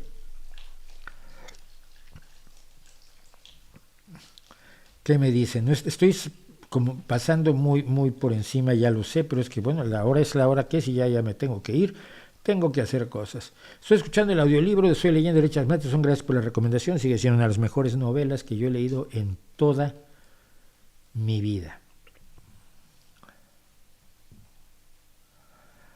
Bueno, creo que se acabó esto, mira, esto es impresionante, he terminado. Los camisas pardas de la 4T también comienzan a golpear manifestaciones. No. Todavía no sé qué hayan golpeado, pero sé lo que hicieron con Denise Dresser. De hecho, pasó. A mí me han atacado mucho por ser irracional. Pero le mandé un tweet a Denise Dresser diciendo que gracias por exhibir en qué se había convertido el movimiento de Andrés Manuel López Obrador. En una tropa de camisas pardas, en una tropa sectaria, intolerante, irracional y antidemocrática. Primero, un demócrata defiende que otros hablen. Yo no le puedo quitar la plaza pública a nadie. Yo le puedo quitar a alguien la oportunidad de expresarse en mi canal, porque mi canal no es su plataforma, es mi canal. Pero la calle no es mía. Yo no puedo callar a nadie en la calle. y que un empleado de la Secretaría de Educación Pública, es que tírate al abismo, que un empleado de la Secretaría de Educación Pública, activista y brigadista del Movimiento de Renovación Nacional o Regeneración Nacional o Reacondicionamiento Nacional, como le hayan puesto, de Morena, orgulloso defensor de la 4T, eche a una persona de una manifestación con la amenaza de quienes están a su alrededor, y esta mujer afortunadamente fue defendida por madres que están buscando a sus hijos desaparecidos. Es vergonzoso. Pero todas las respuestas, y volvemos al derecho a la irracionalidad, todas las respuestas que yo recibí, no sé por qué mi tuit a Denise Dresser se hizo viral, no lo sé, pero tenía de pronto 7,000 me gustas, y esos 7,000 me gustas movieron el avispero de una manera increíble. Entonces me llegaron decenas de AMLO zombies, todos con la misma, es que ella se lo buscó, o sea, estás diciendo que es legítimo lo que hiciste. Es que ella es de derecha. Yo no lo sé. Yo recuerdo a Denise Dresser como una mujer progresista que siempre luchó en contra del PRI y el PAN, pero bueno, puede haberse vuelto de derecha. Me da igual. Tiene derecho a expresarse, tiene derecho a participar en una manifestación de un movimiento que ella conoció poco de lejos, porque ya tenía 5 años cuando fue el movimiento del 68, creo que es del 63 ella, yo tenía 13 años, pero que tú que no es tu movimiento, que tú no puedes decir que tú eres el dueño del movimiento del 68 cuando en el 68 ni existías. Es que ella se lo ha buscado porque habló mal del presidente. Entonces, hablar mal del presidente justifica que le hagas esto. Todos estaban justificando. No hubo uno solo, y esto me horrorizó, no hubo un solo tuit de alguien que dijera: a ver, ella es despreciable, la odiamos, bla, bla, bla, pero lo que se hizo estuvo mal. Ni uno defendiendo su libertad de participación, de manifestación, su libertad de expresión, su derecho a caminar por la calle, que es de todos. Nada. Ni uno solo. La mayoría eran verdaderos AMLObots. Sí, gente probablemente de cuevas de presidencia o gente de los granjas de trolls de Morena, que decían todos lo mismo y tenían, pues eran nombre numerito con 17 seguidores. Y la cuenta de 2018. Oye, mira, si vas a comprar cuentas de 2018, yo te digo dónde comprarlas con más seguidores. Yo sé dónde se compran.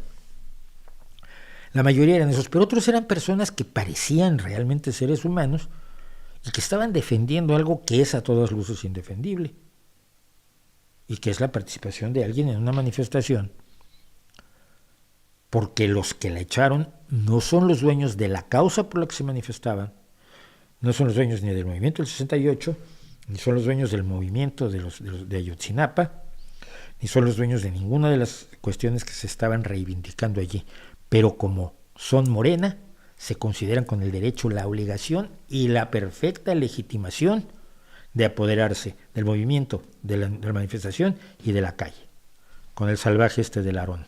Le escribí a Larón, por cierto, ¿y qué creen? No me contestó. Mira, aquí están, ya tenemos aquí alguien en eso. Alicia Gómez dice: ustedes son ardidos porque ya no pueden robar ni hacer malos negocios, ya nos dimos cuenta. Fíjate todo lo que estás diciendo, que antes yo robaba, que antes yo hacía malos negocios, y que lo que me molesta no es que le quiten el derecho de hablar a alguien, sino ¿qué? ¿Qué es lo que me molesta según tú? Es alucinante. Por carroñeros se hicieron populares. Mira, qué lindo que venga alguien a exhibir precisamente la irracionalidad de la que estoy hablando, para decirles a ustedes que ya se nos hizo tarde, que hablé de más como siempre, que no me quita otra vez el poeta. Tenemos un poeta medieval esperando desde hace semanas y no hemos podido escuchar lo que nos tiene que decir, que muy probablemente es más interesante de lo que yo pueda decir nunca, pero así es esto. Muchas gracias por acompañarme, muchas gracias a las 260 personas que están todavía por aquí, y nos vemos la próxima semana, nos vemos el miércoles con el video de temático, nos vemos el jueves aquí en el streaming, y mientras tanto ahí les dejo mi reputación para que la hagan pedazos.